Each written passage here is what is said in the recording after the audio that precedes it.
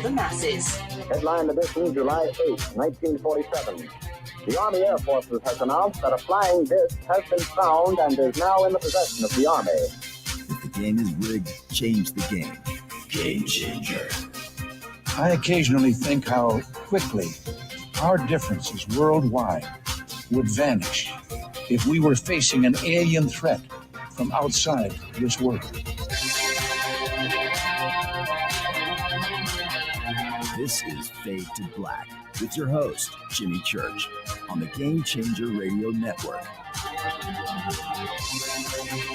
I need your help to get to the year 1985. You're listening to Fade to Black with Jimmy Church on the Game Changer Network.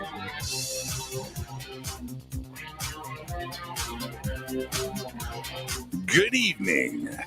Fade to Black. Bespoke radio for the masses. Yeah. How you doing? Today's Wednesday, July 6th, 2022. Let's do this, man.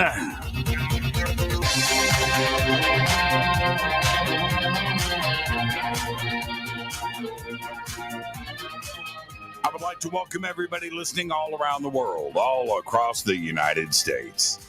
Hither and thither, to and fro, back and forth, up and down, east and west, north and south, far and near. This is Fade to Black for KJCR, the Game Changer, and UNX Networks. Race Hobbs. I am your host, Jimmy Church. What is cracking, everybody? How you doing? It's going to be a big one tonight because we welcome very special guest, one of my favoriteest people in the world. Cheryl Costa joins us. We're going to be talking about that mythical daily UFO hotspot, including my neighborhood. That's right. Tomorrow night is another Fader night with open lines all night long. All right. Now, I want everybody to go and get your free membership to the UNX Network. It's easy to do. Just go to the unxnetwork.com. The links are below. They're throughout social media. unxnetwork.com, where you will receive the monthly newsletter. That's right. You're going to get blog access. You're going to get event notices. You're going to get a free digital copy of their quarterly magazine. You can check it all out right now at unxnetwork.com. Race Hobbs and Margie K. That's right. Links for everything on the show, all of our sponsors, everything is in the video description box below. It's over on our website. There are banners there. Click, support the show, and visit our sponsors. That's what you need to do. Like the Eden Pure Thunderstorm. I talk about this every night. It runs in my studio all day long. You can plug it in. It's USB. You can plug it in the wall. It's tiny. You can't even hear it. And it smells like a thunderstorm. Oh, it's just amazing. They got a 3-pack special going on right now for the Fadernauts. It's easy. Fader 3. Click on the link below for Eden Pure, the Thunderstorm 3-pack special. One for your kitchen, bathroom, right? You know what I'm talking about. Your bunker and your car. It's USB. You can do whatever you want. It's tiny. So there you go. All right. Click on all of our sponsors below. You can follow me on Twitter at JChurchRadio. At JChurchRadio. That's right. Go over to my Instagram. Follow me over there at Jimmy Church Radio. I didn't post on Instagram today. My bad. I had too much breaking news that I was dealing with all day today. I'll get to that in just a minute. The Sandbox is hashtag F2B on Twitter. It's live right in front of me. Go and jump into the Sandbox. Hang out with the Fadernauts like Ken Priest, Casper Parks, Olivia. There's Olivia. What is up? And everybody's posting over there. Cassandra, Philip Daniels, Stephen Owen, all the Fadernauts that you know. Deuce Diaz is hanging out tonight over there. So Lord Nelson the Great.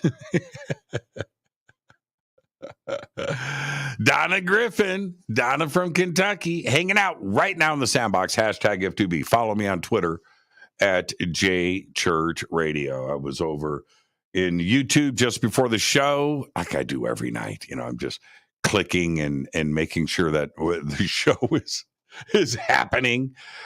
IPD. Wow. In the sandbox tonight. IPD. How you doing, IPD? All right. Let's get straight to it. Been reading about this and following it all day long. Let's get to the breaking news. The Georgia Guidestones Monument in Elbert County, Georgia, was the target of a bombing earlier today. The Georgia Bureau of Investigation, otherwise known as the GBI, is currently seeking information as to why the incident occurred and who was responsible. There's security footage and video. I've posted it up. There was a car at the scene. They're going to find out who did this very, very quickly. The impact of the bombing caused one of the 19-foot slabs of granite at the Georgia Guidestones to shatter completely. I posted pictures of this in social media. You can go and check it out. But it didn't completely destroy the monument. But later today, the GBI agent that was on the scene said that the explosion left the remaining stones too unstable. They brought in a backhoe and brought down and toppled the monument and what remained of the guide stones, and now they are removing them.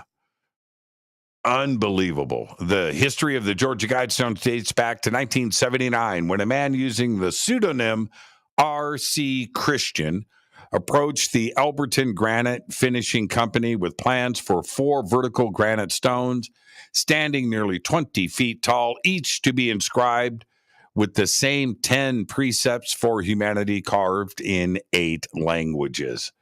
This is just shocking. This is not what this country is about, and that is it. I'm going to have Scott Walter on the show next week. This was already a planned show that we had already booked, and now we have this. So there's going to be a very, how should I say this? A very colorful conversation with Scott next week. So I will keep everybody posted on that. The United States Navy is searching for two containers of missiles that fell off of an MH-60S Nighthawk helicopter into the Pacific Ocean. The helicopter is assigned to the Helicopter Sea Combat Squadron 21 and was on the way to the assault ship Essex when the 2 containers, each carrying 5 Navy RIM-116 rolling airframe missiles, fell out of the aircraft and into the sea below, somewhere off the coast of Southern California. The incident happened on June 17th and was first reported earlier today. The Naval Safety Command has classified the incident as a Class A mishap. I'm not making that up. And blames it on a rigging failure. Their words, not mine. So somewhere off the coast, right here in Southern California, we've got 10 missiles in crates. Yeah. The General Staff of the Armed Forces of Ukraine reported today that Russian military losses in Ukraine between February 24th and today, July 6th, are 36,500 personnel killed, 1,600 tanks blown up, 3,789 armored combat-ready vehicles destroyed, 812 artillery units destroyed, 247 multiple launch rocket systems destroyed, 107 air defense systems destroyed, 217 warplanes, 187 helicopters, 664 drones, 153 cruise missiles were shot out of the sky, 15 warships sunk, 2,648 motor vehicles blown up and fuel tankers, and 65 units of special equipment. You think Putin's regretting this? There you go. Well, The Last Supper, you know the painting, right? Well, there's a version of it hanging in the Royal Gallery, and it's the latest painting to be targeted by climate protesters. I was going to post pictures of this today. Okay, I'm going to leave that right there. 4 Just Stop Oil activists glued their hands to the wooden frame of the Renaissance artwork painted by a student of Leonardo da Vinci, a copy of his masterpiece from about 1520, and is hanging in the Royal Academy. They also dubbed a slogan in spray paint underneath the frame in the Piccadilly Gallery. Yesterday, another pair from the same group glued themselves to a painting in the National Gallery in Trafalgar Square. You should see the pictures. All right, I'm just going to leave that go. I'm going to leave that right there. All right, more AI in the news this week. With minimal external inputs, OpenAI's GPT-3 text-generating algorithm has authored an academic paper about itself, resulting in a study that is being peer-reviewed.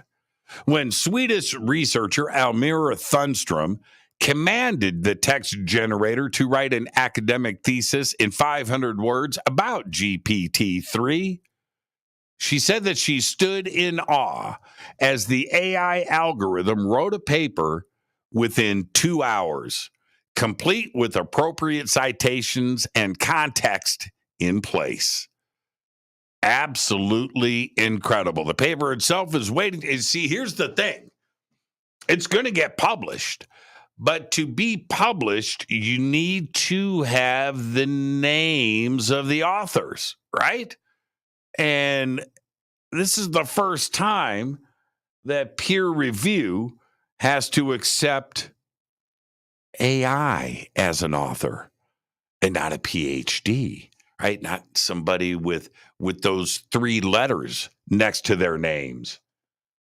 And they're wondering what to do. And they're saying, hey, don't you got to be like, have blood to be sentient?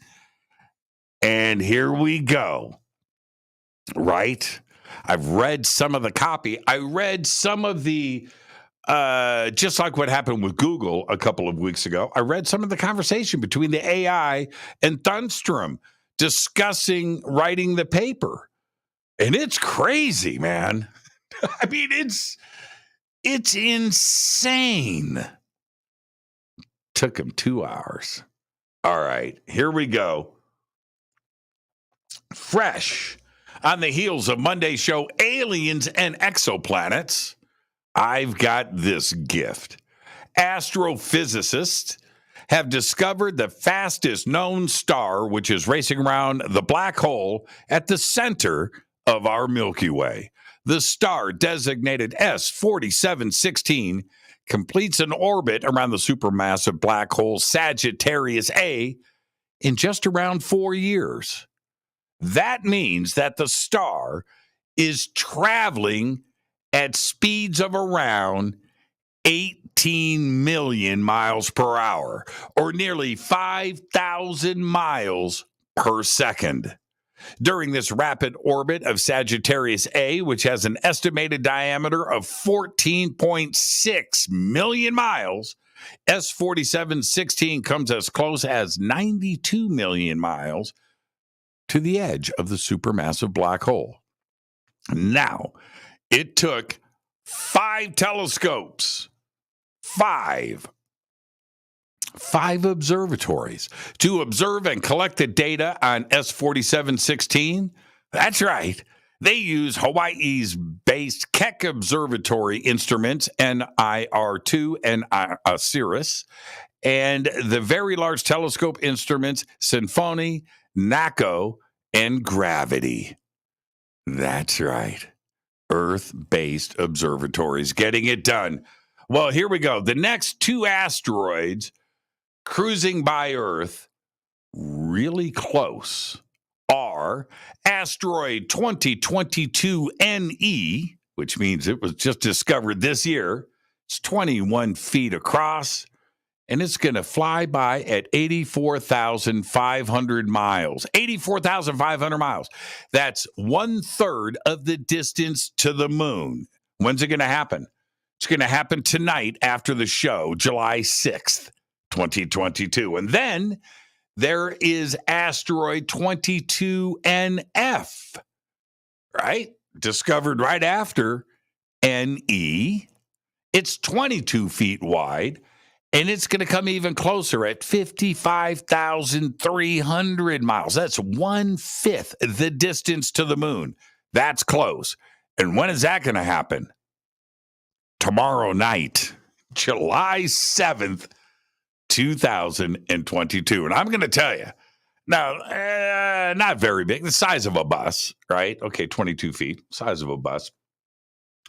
But that's really close. I mean, that is close. Just happy that it's not that big. I've got another one the size of an airplane that's going to be cruising by here soon, too, as well. But that's 3 million miles out.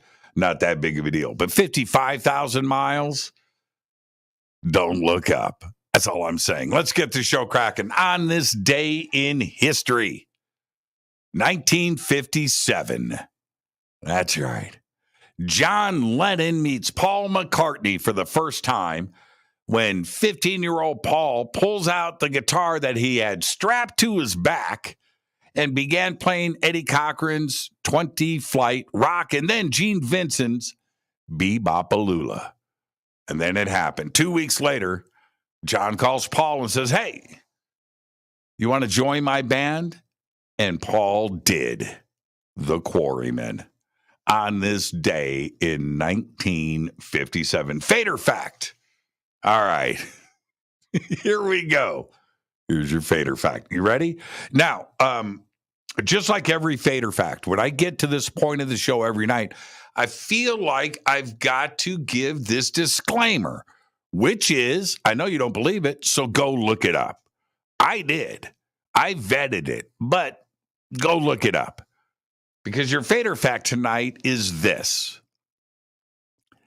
It is illegal to wash your dishes in Finland's lakes. That's right. Now, and why is that a big deal? Well, it is a big deal. You're out there with your family. You're camping on the edge of a beautiful lake, and you wake up and you have breakfast, bacon and eggs and things, and then what? You would normally just walk down to the lake and throw, right? That's what you can't do it. Not in Finland, man.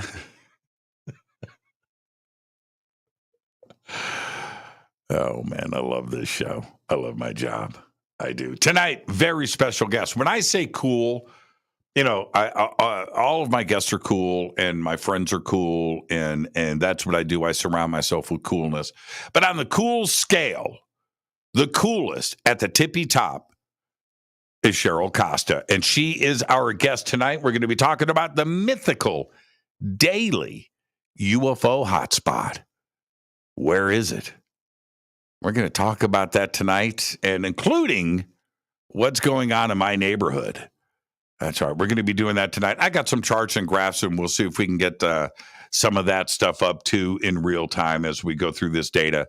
But it's pretty incredible. Cheryl Costa joins us at the bottom of the hour, and then tomorrow night is another Fader night with open lines all night long. All right. Ken Priest. Every time I look down, every time I go to the refrigerator, Ken Priest is in the refrigerator. Every time, dipping in to my stuff. And it's just like, man, Ken, every time, Ken Priest, you're the best. All right. I'm so upset about the Georgia Guidestones, and I never got a chance to go and see them.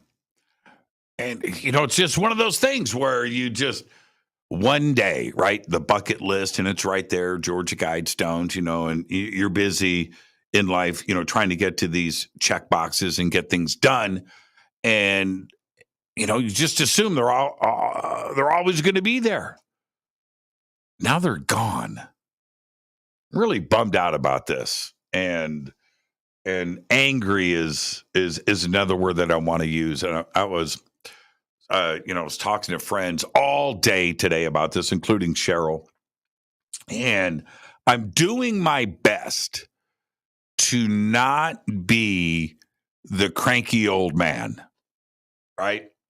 I'm doing my best, and I fight it. I just don't want to be that guy. I want to have fun on this show.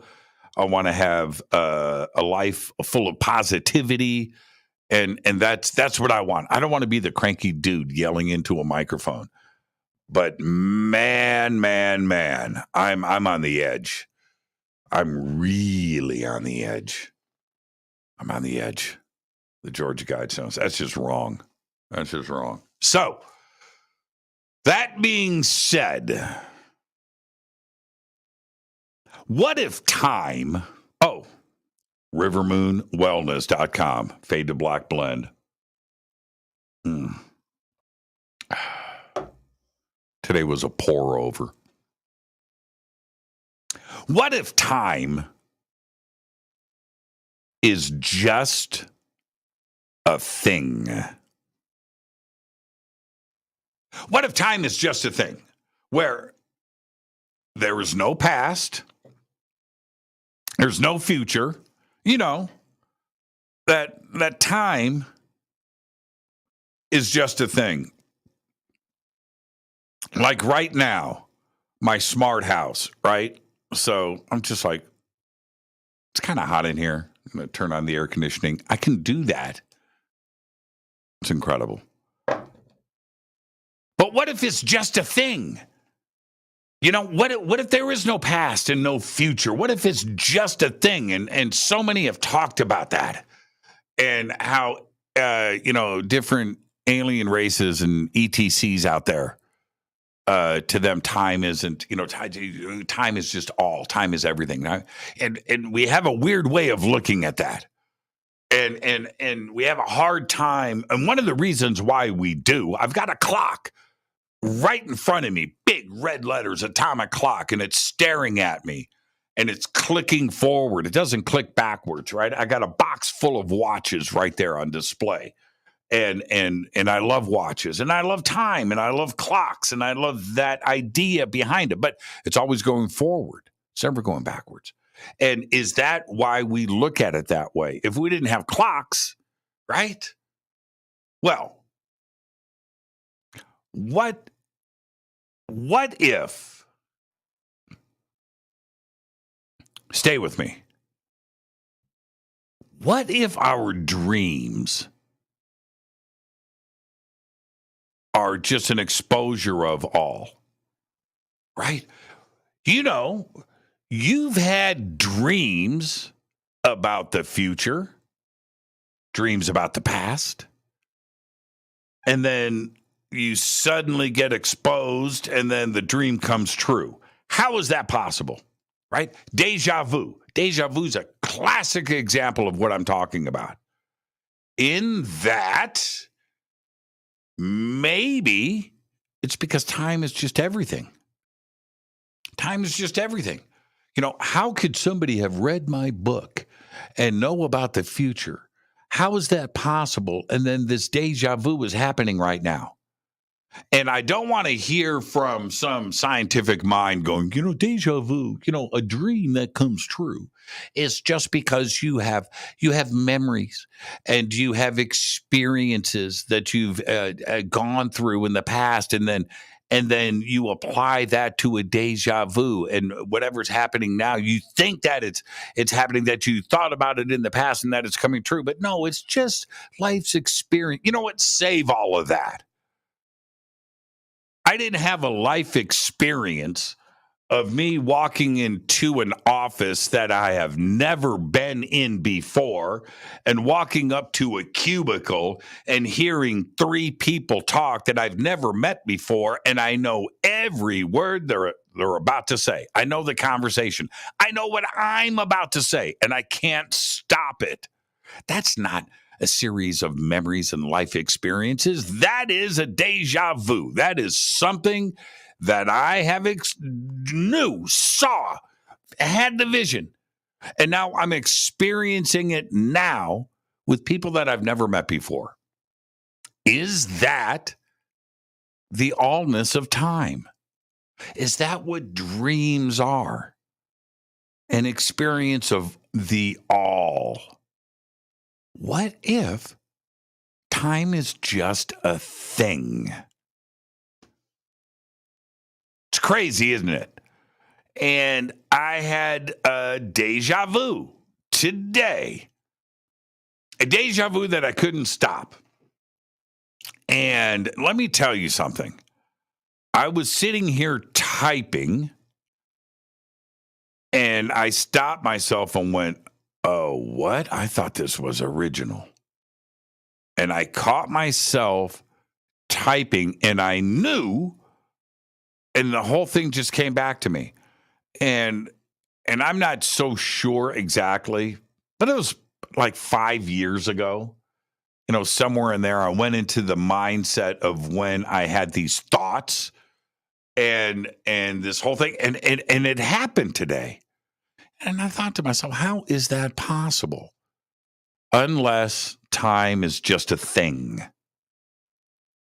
I'm your host, Jimmy Church. This is Fade to Black. Tonight, the essence of cool is here. Cheryl Costa. We are going to be talking about tonight the Mythical Daily UFO Hotspot. Is it in your neighborhood? Think about it, right? You've been chasing it. I've been chasing it. Is it in my neighborhood? We're going to go through all of that tonight and a lot more. The conversation is going to go where it is going to go. I am your host, Jimmy Church. This is Fade to Black. Tomorrow night, it's open lines all night long. This is Fade to Black and the Game Changer on INX Networks. Raise Hobbs. I'm your host, Jimmy Church. I'll be right back after this short break with our guest, Cheryl Costa. Stay right there.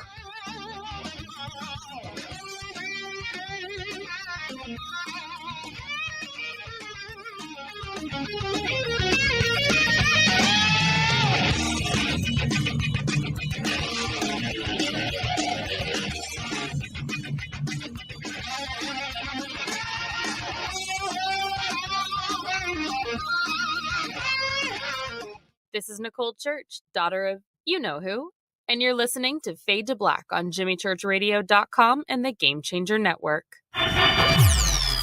You're listening to Jimmy Church and Fade to Black on the X.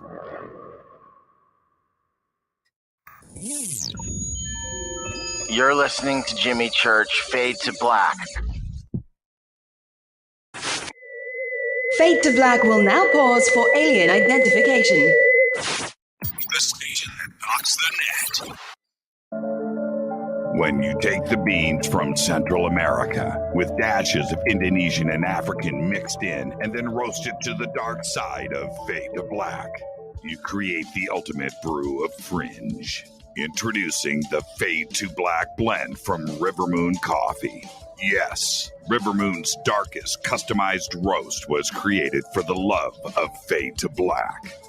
The alchemy of masterful roasting and smoking the beans is in every sip of this full-bodied, dark Java. I need my coffee dark, deep, with distinct bittersweet chocolate highlights, just like the bunker. Leaning further into the darkness of the roast is Fade to Black Blend from River Moon Coffee. Just click on the banner at jimmychurchradio.com and use the promo code F2BBLEND for 15% off of your order today. This is the only way forward. This is Fade to Black. Make contact. This is Jimmy Church of Fade to Black, and you can get our podcast for just $2 per month.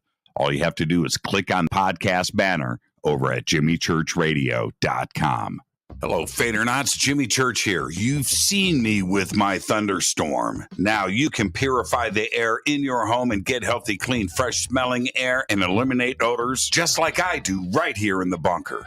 The Eden Pier Thunderstorm uses oxy technology that naturally sends out O3 molecules into the air, which seek out odors and air pollutants in your home and destroys them. It's called a thunderstorm because it purifies the air just like after a thunderstorm. And right now, you can save $200 on an Eden Pier Thunderstorm 3-pack for whole home protection. With this special offer, you're getting 3 units for under $200. Seriously. Go to EdenPureDeals.com and use Fader3. Shipping is free and it's easy. Just scroll down. You'll see my name right there, Jimmy Church. Click on it and get your deal today. That's EdenPureDeals.com. Do you have an interest in the paranormal? Then you'll love the UnXNetwork.com. The X is your streaming audio and video for everything supernatural, strange, and mysterious, like UFOs, Bigfoot, ghosts, and so much more. From hosts like Jimmy Church, Whitley Strieber, Micah Hanks, and Christina Gomez. Visit the UnXNetwork.com show page for a complete list of all the paranormal programs you'll find on the X. Be sure to follow us on Twitter for updates at KUNXDB. Follow our Facebook group, UnX Network. Find the podcast on Spotify, iHeart, Audible, and Apple Podcast. It's time. It's new. It's the X. Right now, the world couldn't be more chaotic. History shows us what gold does when the world goes crazy. It goes up in value. Right now, we're in unprecedented times. The pandemic, the war in Ukraine, the devaluation of the U.S. dollar. Gold and other precious metals are a defense measure against the hyperinflation that's happening right now. So, what can you do to protect yourself? Call my friend Alan Johnson at United Gold Group. He's dedicated to helping people secure their retirement income. He'll help you with gold, with silver, and other precious metals, and show you how to set up your own self-directed IRA.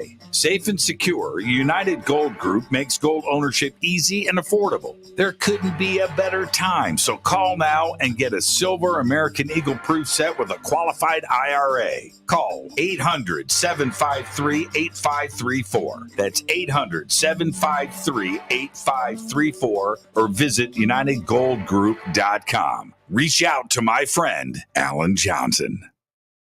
9 out of 10 geneticists agree. Fade to Black is not your father's radio show on the Game Changer Radio Network. Hi, this is Rob Reiner from Anvil, and you're listening to JimmyChurchRadio.com. What's up? I'm Chris. What up? This is Kyle Manson. You're listening to Jimmy Church Radio.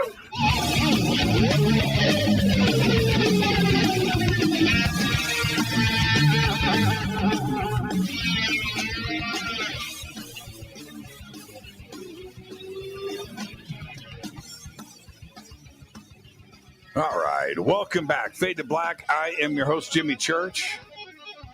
Tonight on this very program, Cheryl Costa joins us. We're going to be talking about the Mythical Daily UFO Hotspot and much more.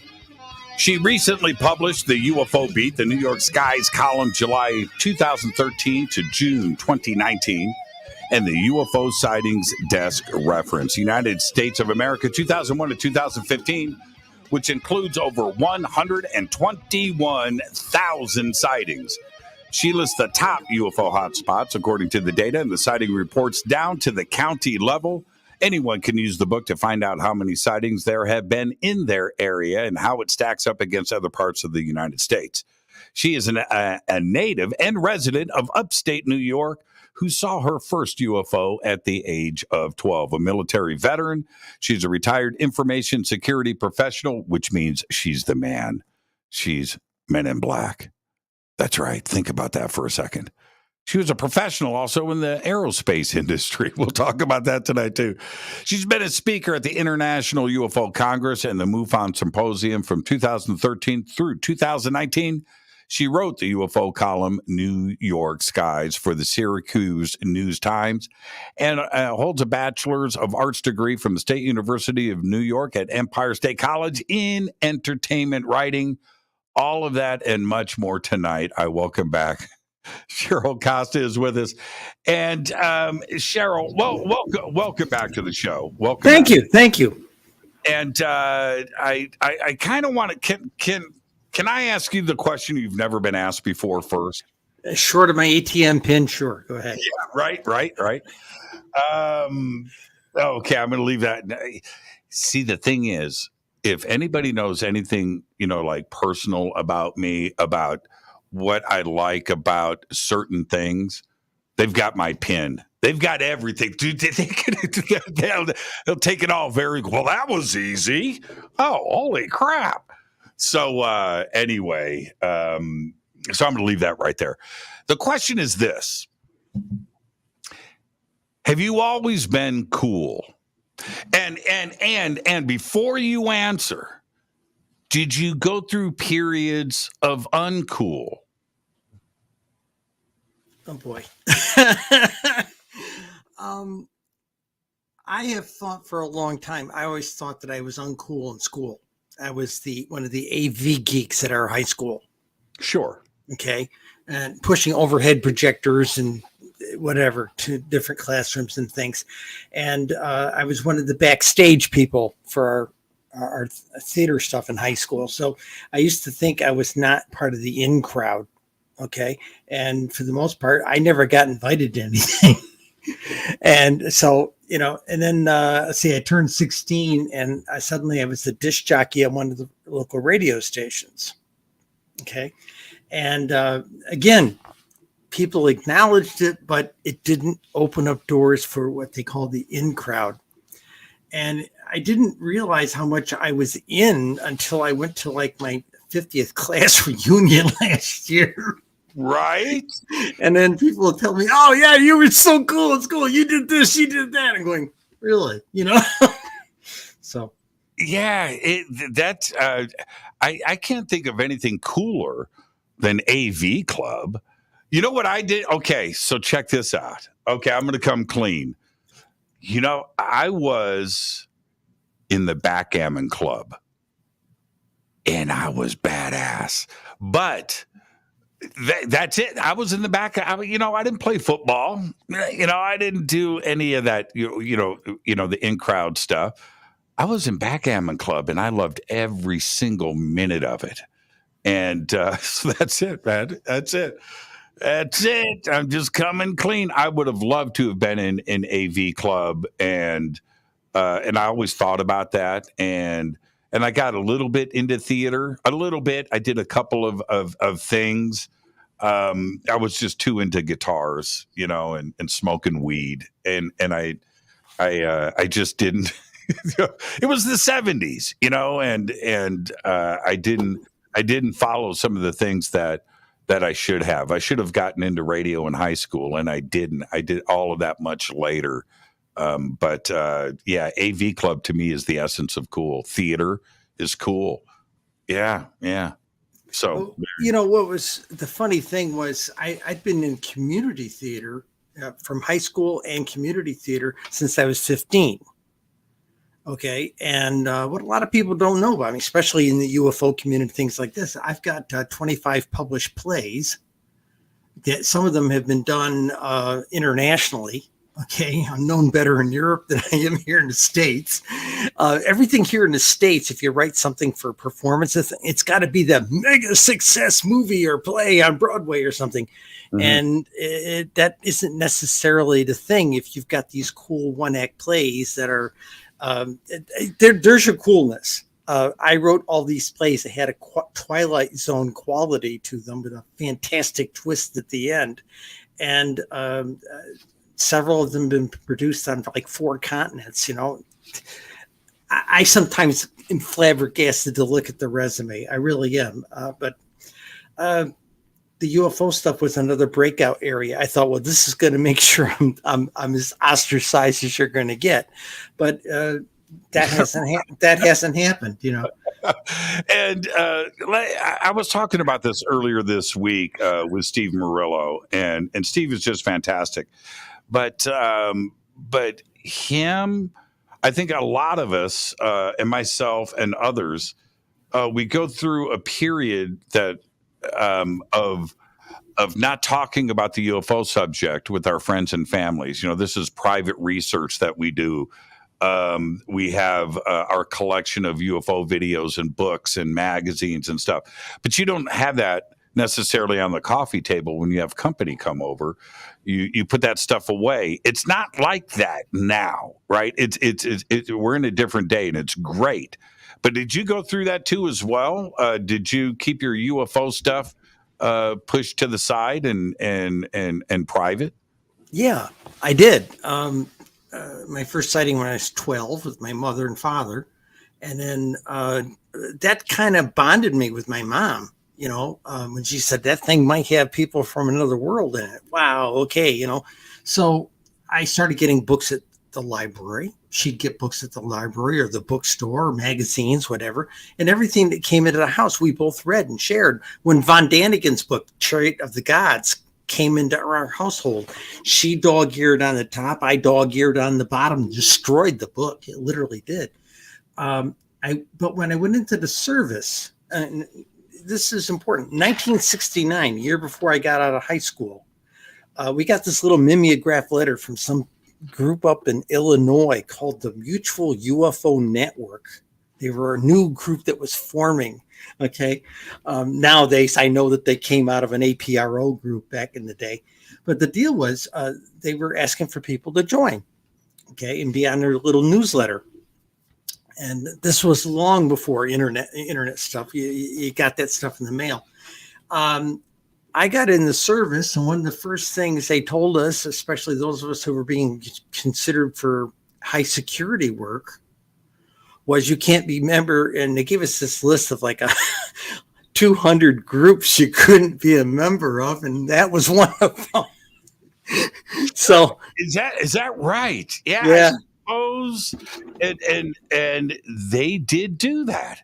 They wanted to know your group associations and the safe stuff was like Bridge Club, right? Whatever, right? Whatever. Well, they wanted to make sure. I remember this guy. This guy gave us the briefing. He says, "We don't want any." Remember, this is 1970. Okay, it's only about 7 years since Kennedy was shot. That kind of thing. And he said, "We don't want any Lee Harvey Oswalds in our Air Force." That kind of attitude. And so we went through this list, and it went both ways. It went to far right groups you didn't want to be a member of, and far left groups who, goodness, don't be a commie, Right. And so it went all over the place. And then there were a lot of other things. And the UFO stuff was one of those things that was scrutinized. Now, did you come clean? Wait. I was just well read. But the question is, I had a clearance all the way up until 2012. From the time I went into service in 70 to 2012, because I went right from 2 branches of the service: Air Force for 2 years, served in Vietnam, and then later in the Cold War Navy. Remember, I was Boy Cheryl in those days, and I served in nuclear submarines and did that Tom Clancy stuff. And other than my ATM and my security oath, I can tell you almost anything about my life. Okay, so did you join MUFON? Did you sign up in 1969 when you got there? No. My mother might have, but I didn't. No. Oh, so you didn't have to lie. No, look, everything that came across my desk, magazine in the dentist's office, Argosy magazine in the barber shop, that kind of thing, had these stories about UFOs. So I was always pretty well read. Okay. And I pretty much just kept it to myself. Every now and then you get into a conversation with people around a campfire or something like that. And sometimes the topic came up, but the bottom line, I usually wasn't the first person to bring it up. Okay. I kind of played it close to my chest, and I played it close to my chest until I was retired from Lockheed. And it was about a year later, I launched a newspaper column about UFOs, The other day, I was at the supermarket in my neighborhood. Checkout lady, who's pretty cool. I talk to her all the time. But and this, she said, "Oh, you're cooking out." And I had a Skywatch that I was having at my house. I had Whitley Strieber here and a bunch of friends and things. And I said, "Yeah, I'm doing a Skywatch tonight." She goes, "What are you looking at?" I go, "Do you know what I do?" And she goes, "No." And I said, "Okay, well, let's leave that there. I'm going to be looking at UFOs." She goes, "Oh, it's Palmdale." That was her answer. And here I am. You would think now that conversation that we had briefly, for a minute, that wouldn't have happened 10 years ago. No, not at all. Yeah. You should have. She was so blasé. It's Palmdale. Like, okay. I'll give you one. This apartment that I live in Cleveland, Ohio now. I moved here in December. Okay. And I was hesitant to say anything about what we write up here. Okay. We've got a whole section that would normally be a living room up here. We've got 2 major project tables. We've got a major publishing operation here in what would normally be the living room. Okay. This is what would normally be the living room. And both of us were hesitant to say that we publish UFO books, but then here comes the leasing manager one day. So, "Oh, there's Cheryl and Linda. They're authors and publishers." And people say, "Oh, what do you publish?" And usually the safe answer for me is short stories and mysteries, which I am published with short stories and mysteries. Okay. Great. My short stories are a little weird. They're kind of Twilight Zone, amazing stories kind of stuff. But, and lady went home. Of course, people have the web these days. Lady pulled out her phone, looked this up. "Oh, you have 2 books about UFOs." What do you do? I mean, and you don't have to, what's the word? I don't want to use the word embarrassed, but you don't have to dance. You're right. Today, you don't have to dance. You can go, "Yeah, that's right. Yeah, UFOs." Yeah. I say that. And they say, "Well, what do you do about them?" I said, I look at Linda and she looks at me and we say, "Well, we're the 2 national UFO statistics experts for the country." So. When you were with the Syracuse Times, did you see your numbers go up, especially, in the last 4 or 5 years?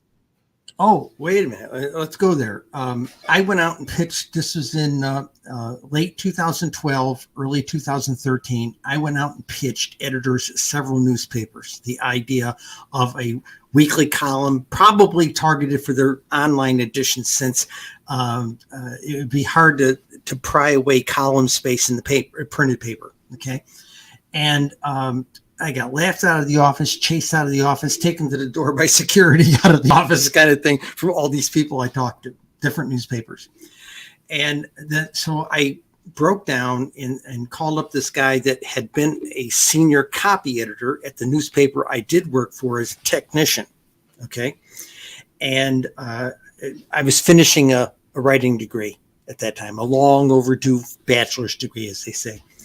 And I was finishing it up. And so I went over to him and he said, "Hey, I hear you've been out there pitching." I said, "Yeah." Is there any bites? I said, "No."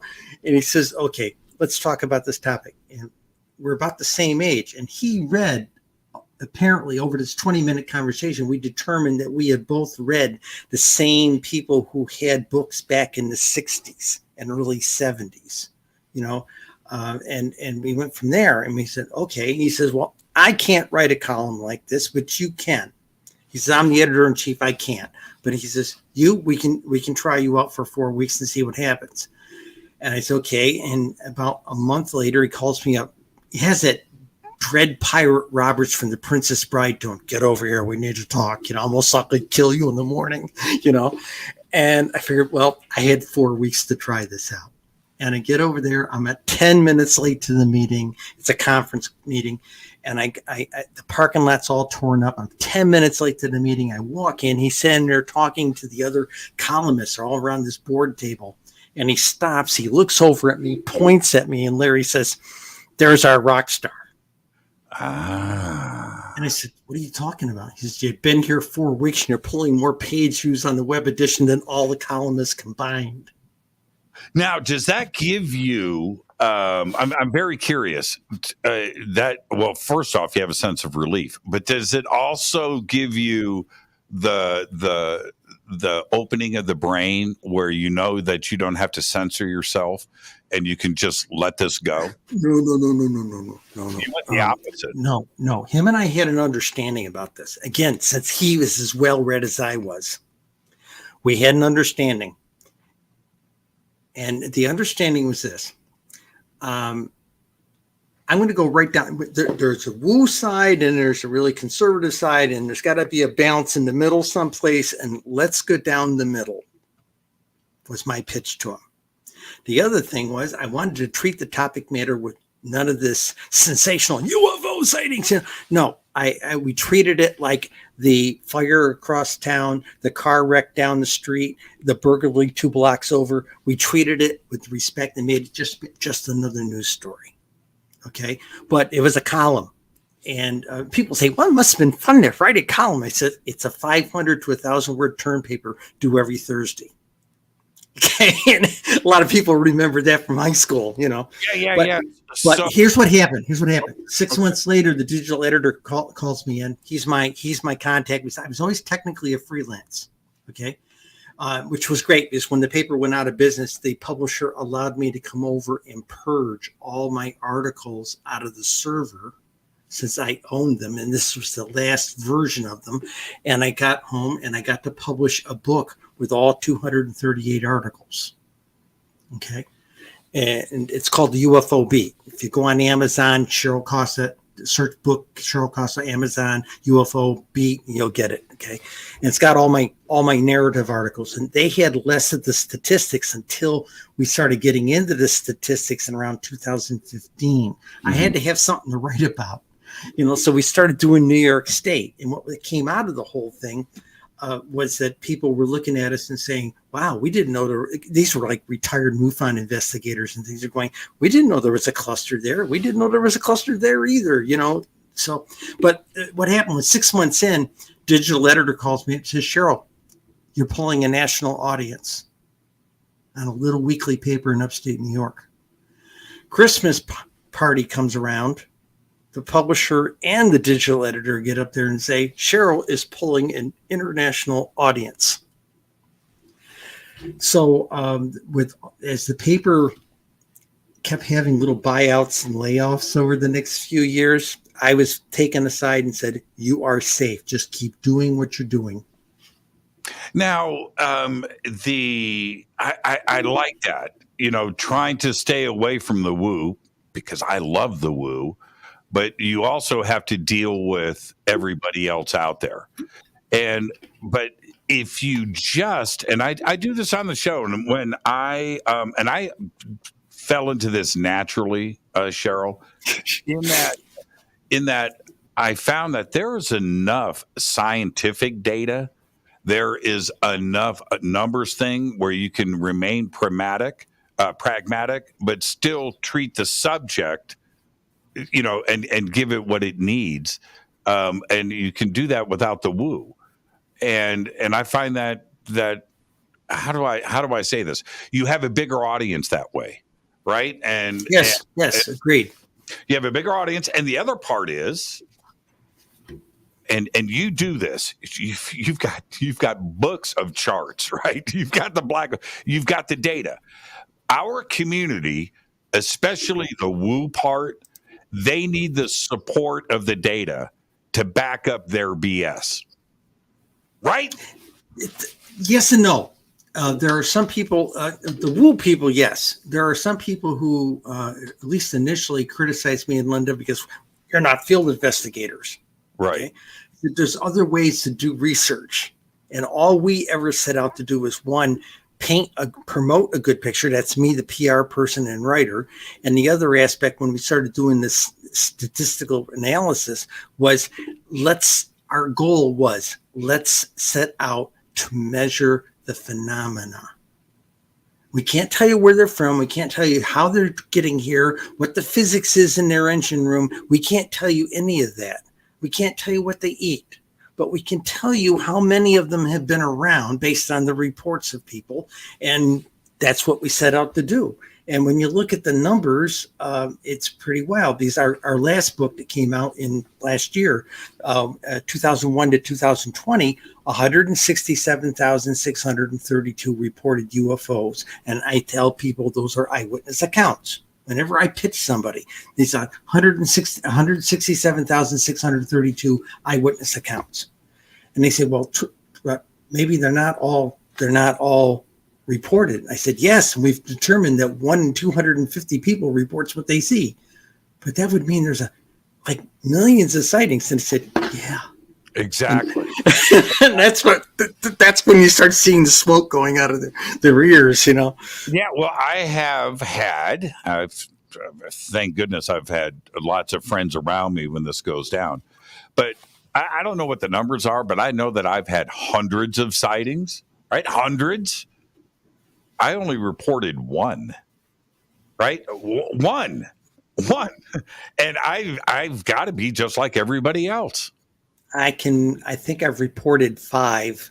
And during the time of my column, I probably saw, I would say probably upwards of 100 just during the 7 years of my column.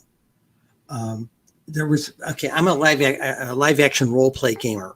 Okay. Like dress up in my armor and get my big rubber swords and go chase monsters through the woods. Okay. In the dark, you know, and, one night, I had my ankle twisted, so I couldn't really go running around in the woods. So they let me stay back at the barn, which was the tavern. And I laid my head back against the door casing, and I was sitting there. And within about 10 minutes, I figured out the stacking pattern, looking at clear sky. I was able to figure out the stacking pattern for Scranton, Pennsylvania's airport. Okay. And then I could see all the Victor routes up above. And then I was able to very quietly pick out the things that weren't part of the aircraft traffic. We're going to finish that when we come back after this break. Our guest tonight, Cheryl Costa, the Mythical Daily UFO Hotspot. That is the subject tonight. We're going to get into all of that, including my neighborhood, right, Cheryl? We got a little data on my neighborhood. We'll do all of that and much more when we come back after the break. I am your host, Jimmy Church. This is Fade to Black. Stay with us. We'll be right back after this short break.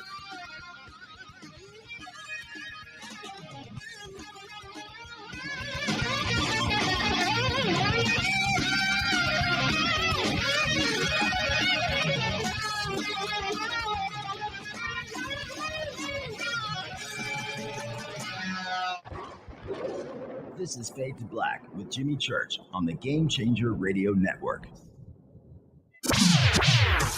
Your 1 million gigawatt paranormal powerhouse, KUNX-DB, VX. 2022 MUFON Symposium is in Denver, Colorado, July 7th through 10th, and it's on. If you can't make it to Denver, get the live stream. You can watch it live and anytime later. This year's theme is UFOs in the Spotlight. Our speaker lineup is incredible. Join Cheryl Jones, Peter Robbins, Michael Schratt, Kathleen Martin, Tom Reed, Paul Hynek, Peter Davenport, Dave Scott, Craig Campobasso, Donald Schmidt, Mark D'Antonio, and me, Ron James, for an exciting inside look at my new film. Newsflash, Congressman Tim Burchett has just confirmed that he will be making an exclusive live presentation at MUFON 2022. Tim is the most outspoken member of Congress on the UAP topic. You do not want to miss what he has to say. Sign up for our live stream. Get all 3 days of the MUFON Symposium, a 1-year subscription to MUFON TV, and an awesome free gift. What's the free gift? Find out at MUFONsymposium.com/Jimmy. That's MUFONsymposium.com/Jimmy. You do not want to miss a thing.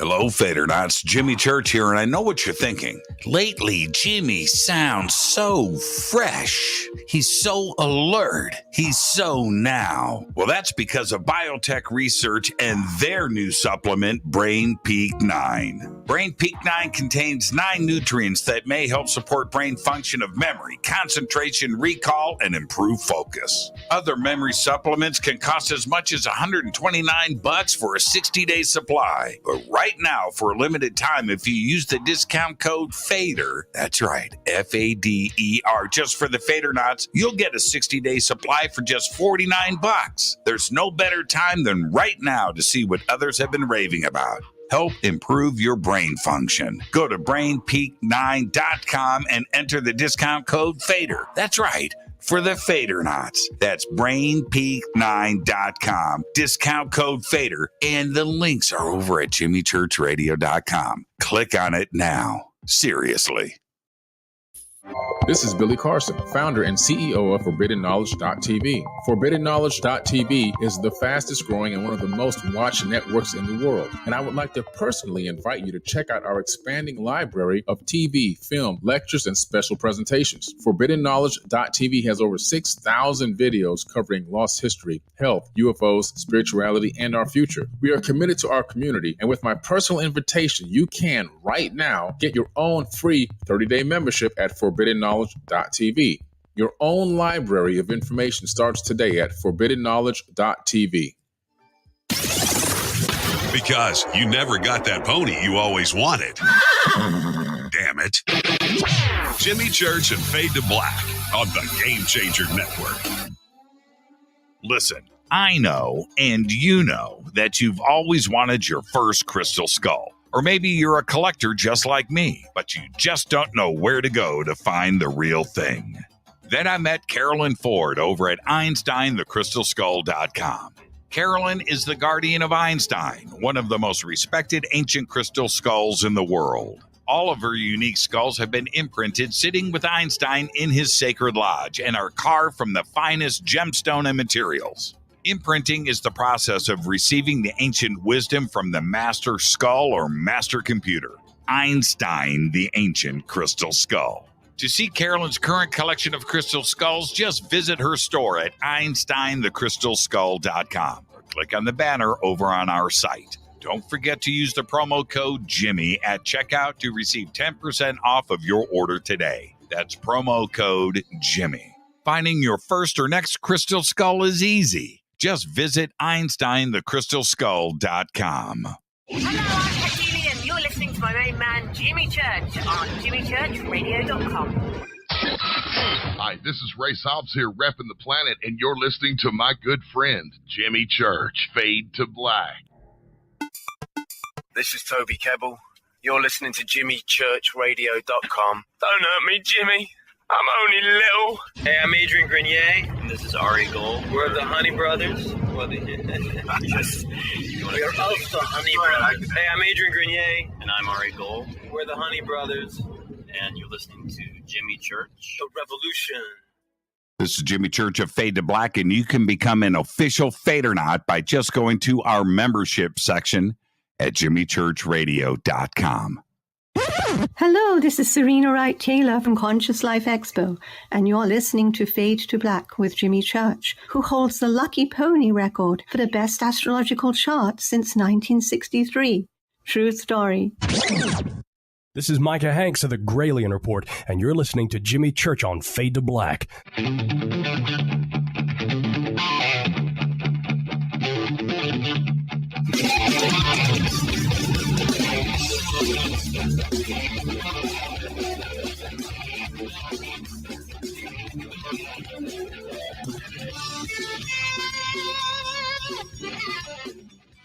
Welcome back, Fade to Black. I am your host, Jimmy Church. Tonight, Cheryl Costa is here.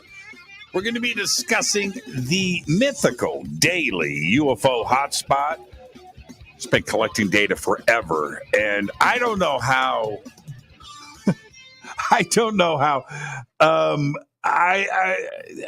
Let me say this.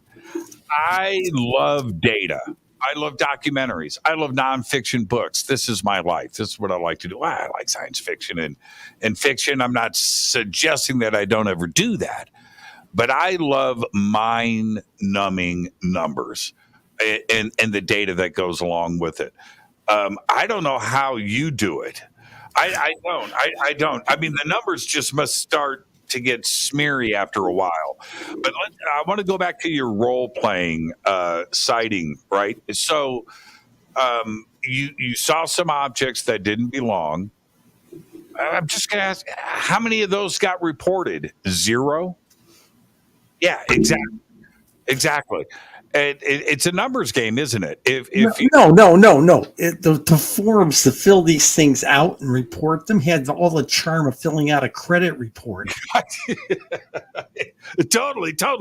And so it's a numbers game. If you've got 160,000 sightings that had witnesses behind them, then there's got to be 100 million on the other side of that never get reported. Oh, easy. The number goes like this. First thing, we didn't know how to do this until 2017. Old Fox Pictures released a movie. It was kind of a horror movie set against the Phoenix Lights. Some teenagers get abducted and never heard from again, that kind of thing. All right. They did a poll about that time. It was July 2017. And it was like the typical poll, 35% believe in the stuff, 42% are on the fence, and 70% say it's hogwash. Okay. Typical poll for this topic. Until recently, that's changing. But I played with the numbers and it didn't jive because they said 16.74% of adult Americans say they've seen a UFO. And I looked at that and I said, wait a minute, that doesn't jive with the numbers I've got. Okay, somebody's not telling us their stuff here. So we sat down and figured out, I played with it a little bit, didn't see anything. I wasn't comfortable with this one poll. And then in September of 2019, the Gallup people came back with almost an identical number in that 16% range. Okay. And I said, wow, okay, this is it. So I'll figure something out. So we started we did it against 16% of the adult population of the United States. It didn't quite work. The adult population was one very big number, and it's 76% of the total population, and the other percentage is children. So we played with it a different way. We did it by sightings and population for each state. Okay. We went out the census and pulled the numbers for adult Americans for every state and then put it in a spreadsheet along with the sightings and calculated the value there. And we ended up with a bell curve. Okay. On one end, it was 1 in about 150 people reports what they see. On the other end of it, it was 1 in about 450 people report what they see. And the median, that average middle, was 1 in about 250, 260 people. It's always, the bell curve never lies. No, it doesn't. It's where you can apply it to anything. I don't care if it's knitting socks, right? I don't care what it is. The bell curve applies to absolutely everything, and it doesn't lie. Okay, so would you like to know the number of how many people didn't report them? Yeah, I would love it. Okay, we are talking about 42,400,900. Which is 10%. It's pushing 20%. Yeah, pushing 20% of the population. Well, it depends on the age group, right? Yeah. But that's what it shook out, and we cranked the numbers a couple of different ways to do that, and so it came back pretty solid. And I said, wow. And then when you put it back against one of my charts, it goes from like 2001 to 2020, and looking at the yearlies, and the yearlies averaged in the peak years, we'll say 2010 to about 2014, they were sitting in around 10,000 a year typically. Okay. So I want to interrupt because I'm in the middle of reading this book about scientists and the Fermi paradox, and pretty dry. But it's fascinating. And and I just read this last night. One of these statistics was in there from one of these physicists, and said in a recent poll from 2017, wasn't your poll, that 60% of Americans believe in aliens. 60%. Not sightings, right? But believe that we are being contacted. 60%. And I thought that was a pretty astounding number to be published. No, that shakes out. When you figure in the polls, they said 36% are believers, around that number, roughly. Okay.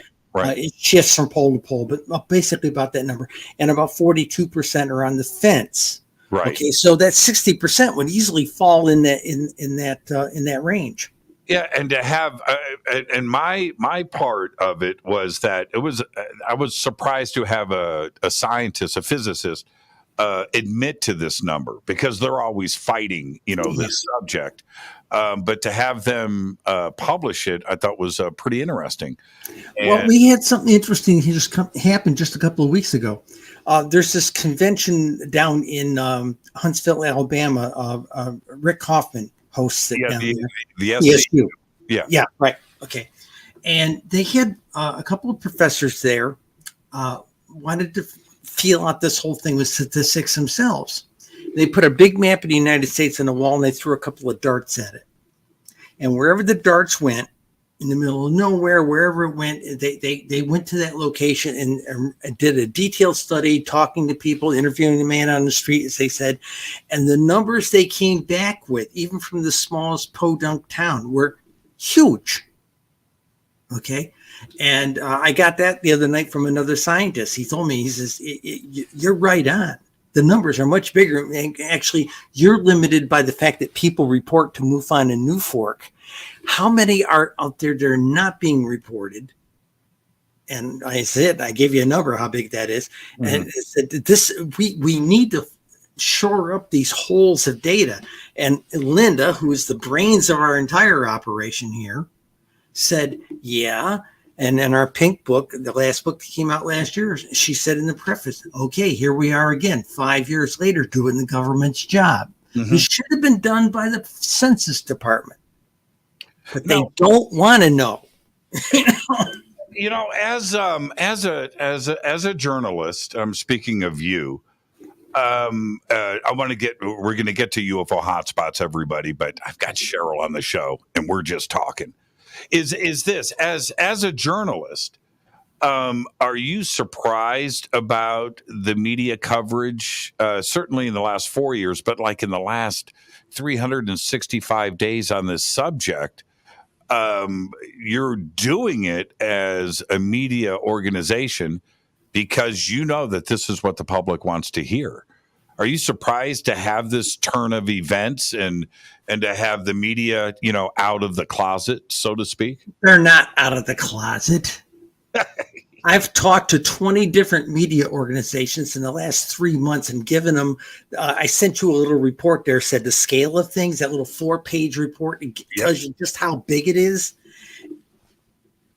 They don't want to know. They don't want to know. I have reached out. Of course, remember, all the major newspapers used to be a local, nice, strong, local, big town paper, is now owned by some other big conglomerate. Okay. So here, give you an example. Here in Cleveland, we have what used to be the Plain Dealer. It's now Cleveland.com, and Cleveland.com is owned by the Newhouse organization, the Herald papers, that type of thing. I worked for them once upon a time. And the other big newspaper out in Cincinnati, about an hour and a half down the road, that's owned by USA Today, the Gannett Network. Okay, so it's all controlled by about 6 or 7 organizations.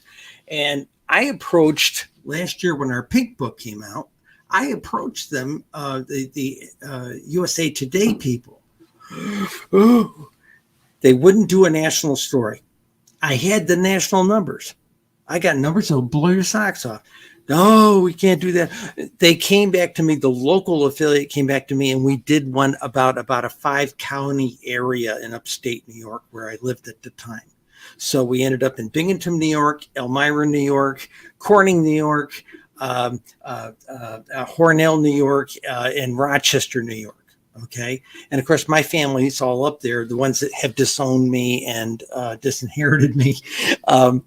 So they all saw this and they were thoroughly embarrassed. You ask about being embarrassed, talk about UFOs. They're thoroughly embarrassed of me ending up on the front page of the paper. That's tough. That's just tough.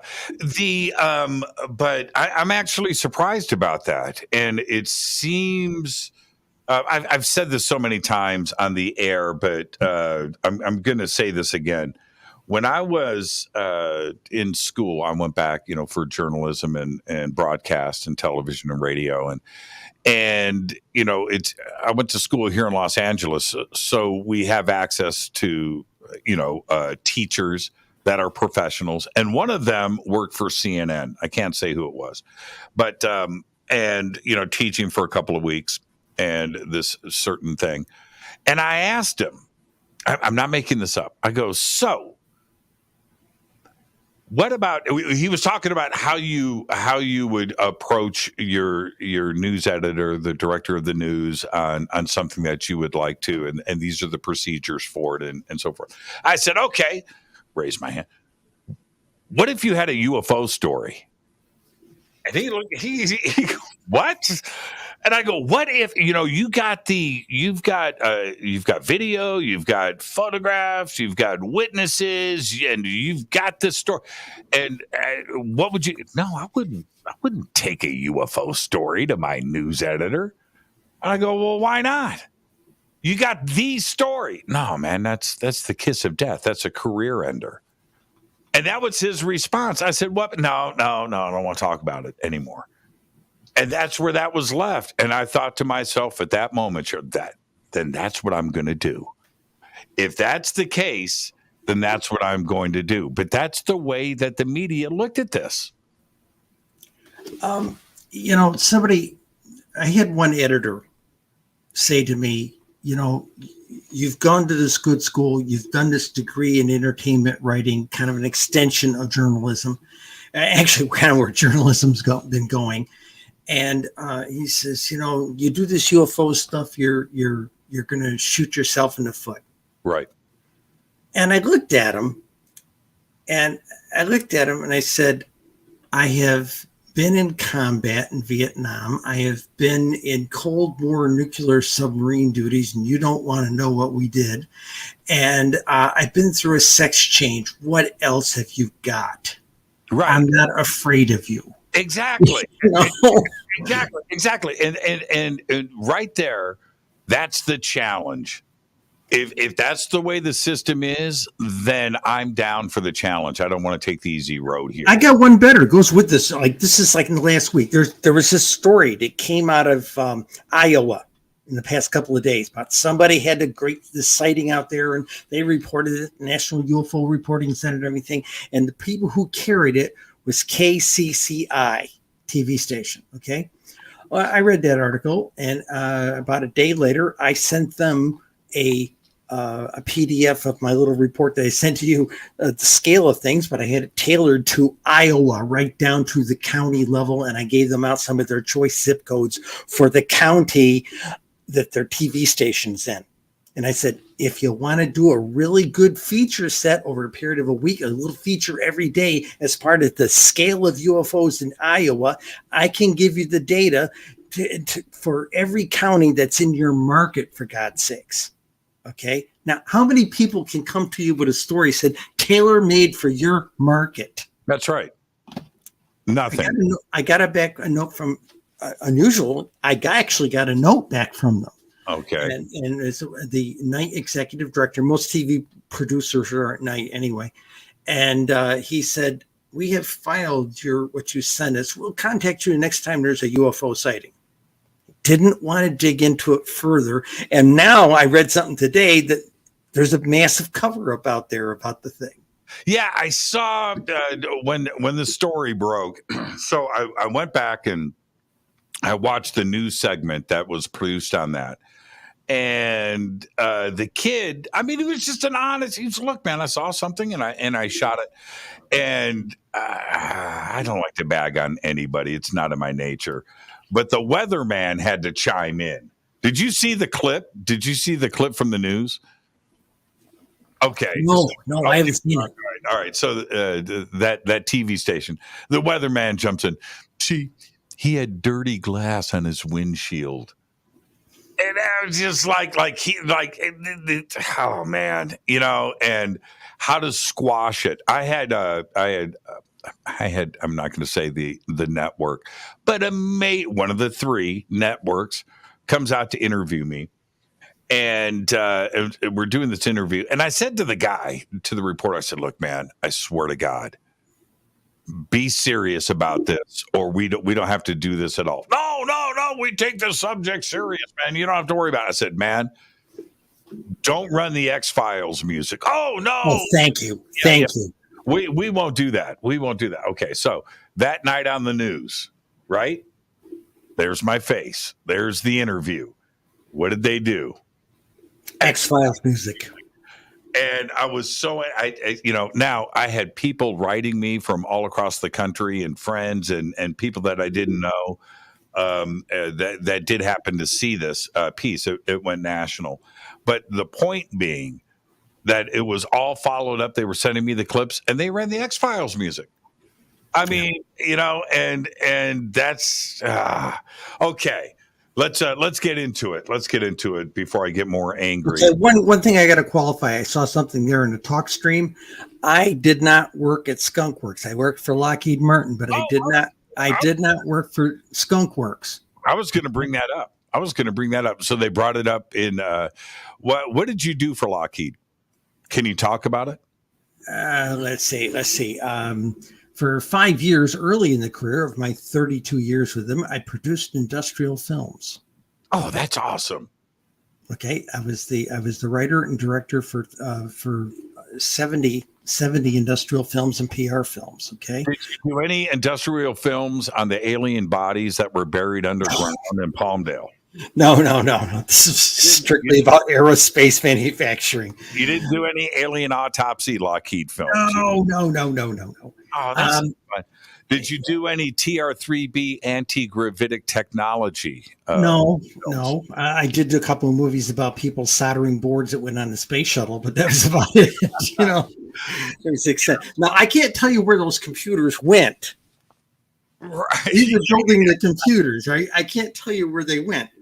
Now, somebody else said something about, she said something about her security oath. Okay, let me explain that. Lou Elisando's had to deal with this as well. Okay. One of the first lessons I learned about the intelligence profession was that it has less morals than the second oldest profession. And intelligence is the second. I'm sorry. Prostitution is the first profession. Intelligence is the second. Okay. Yes. To do this kind of work, you have to be convinced you're doing something for the well-being of the country and that you love your country. The next issue you have to keep in mind is this idea of anonymity is the principle. You will go to your grave without your loved ones, your relatives, your friends, your wife knowing what you did for your country. Okay. And also knowing that a member of your team has a bullet with your name on it in case of imminent capture. I think this is the painting that is out there that we view. But are you confirming this? This is the attitude of the security oath? Yeah. Well, it's not. That's not the oath. It's kind of more of a credo. And I think the last aspect of it is that if you are captured, it's like Mission Impossible. They're going to disavow your butt. So I never knew her. And you're never out of the business. Right. You're never out of the business. As you see movies saying, well, you're always a member of the company. You're never out of the intelligence business. You may stop doing daily duties for them, but you are in the business till your last dying day, period. And that's all I can say on the topic. So, you know where I live. And I see things every day.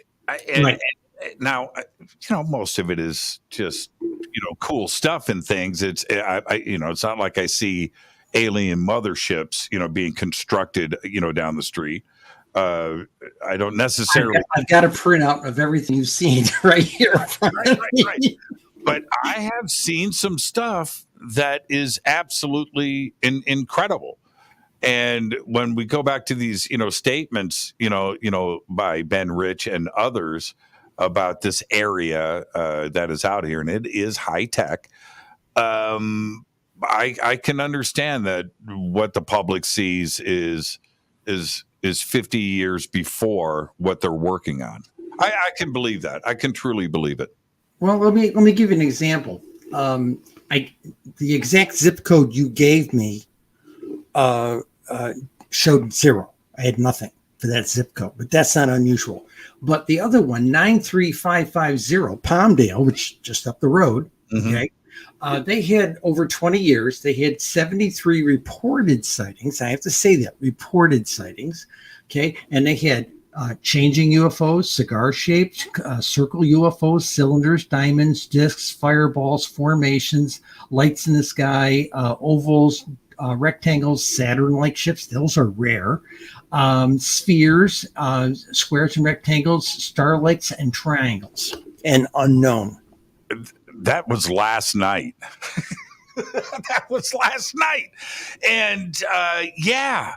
And I would suspect, I've got a minute before the break, but I'm going to say this, that the majority of people that live here all work over there. They work down the street. And they're not going to be looking at the skies, and they're not going to be reporting anything because they know what is happening around here. So reports in my exact zip code, I could totally get it. Let me give you a number real quick. I know you got to go. There are in excess of about 3,030 counties, 3,050 counties. It changes constantly because sometimes they're merging them, that type of thing. Of all those 3,000 some odd counties, only 105 counties did not report UFOs from 2001 to 2020. Only 105 counties did not report UFOs of over 3,000 counties. Is it because that nobody lives in those counties, right? Population 1? Yeah, that and lack of rural broadband. Oh, yeah, that would there's a little checkerboard square of poor counties with no broadband in Georgia. Okay.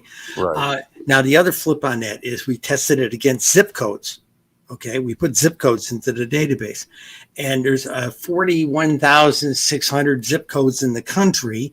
18,500 of them had reported UFOs. And by putting zip code information in, we got a degree of resolution to where they really are, and found some amazing stuff in there in the past year.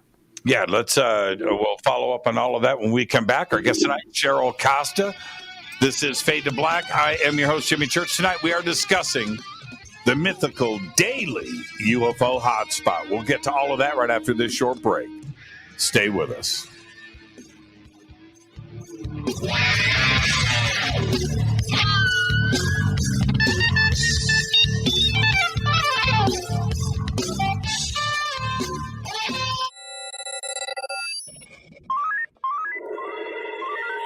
Way out here, we listen to Jimmy Church. You're listening to Fade to Black. You're listening to Jimmy Church and Fade to Black on the X.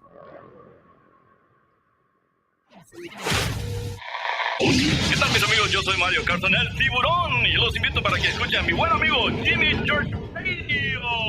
¡Claro que sí! The Believer is the chilling true story of Dr. John Mack, a renowned Harvard psychiatrist and Pulitzer Prize winner. This is an outreach program from the cosmos to the consciously impaired. He risked it all to investigate human encounters with aliens. The Believer, Alien Encounters, Hard Science, and the Passion of John Mack. Written by award-winning former New York Times journalist and author Ralph Blumenthal. now available in paperback from High Road Books. Introducing the Game Changer blend from River Moon Coffee that delivers a customized blend made specifically for the Fadernauts. If the game is rigged, change the game. It's a bolder cup with some bite. Game Changer is the coffee of choice for those that prefer an organic dark roast that is slightly lighter and milder, but it's still dark. With wild notes of pecans and chocolate with a rich, balanced, full-bodied cup that is roasted to perfection for a great coffee to start your day, as an after-dinner coffee or anywhere in between. Artisan, small batch, roasted to perfection. USDA certified organic, all River Moon coffee is freshly roasted and packaged in the USA. Just go to rivermooncoffee.com or click on the banners over on our site and use the promo code F2BBLEND for 15% off of your order today. rivermooncoffee.com. Do you want to be an official Fadernaut? Of course you do. This is Jimmy Church of Fade to Black. Just go to our membership section at jimmychurchradio.com.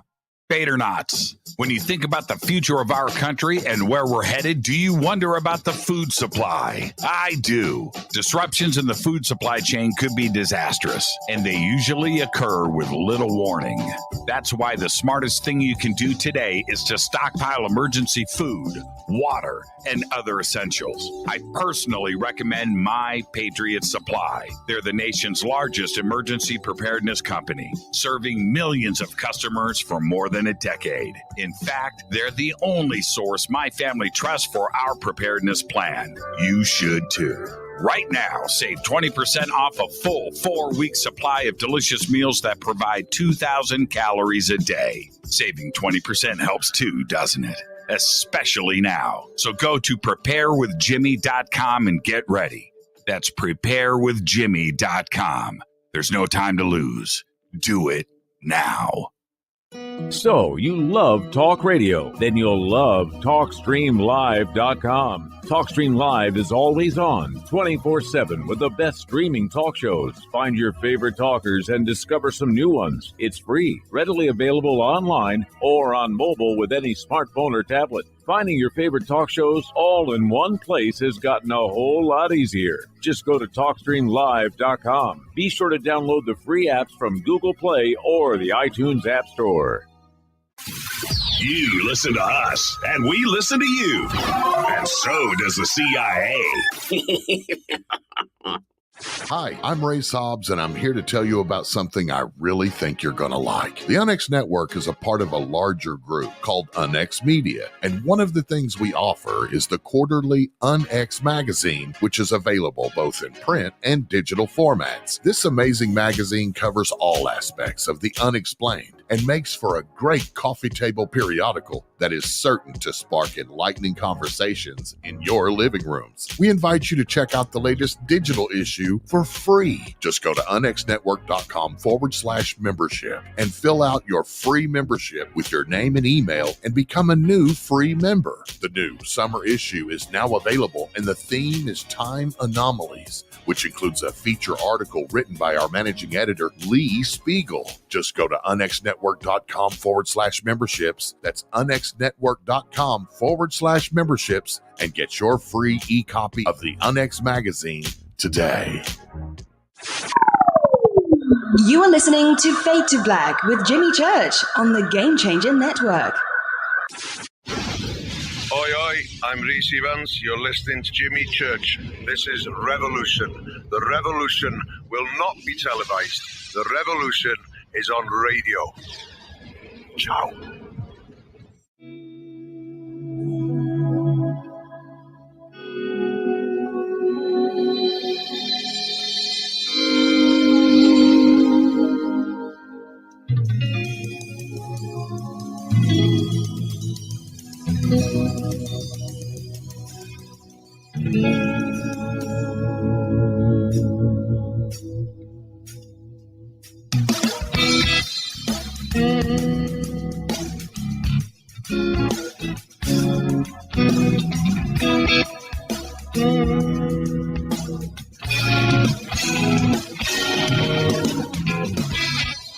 Welcome back. Fade to Black. I am your host, Jimmy Church. Our guest tonight, Cheryl Costa.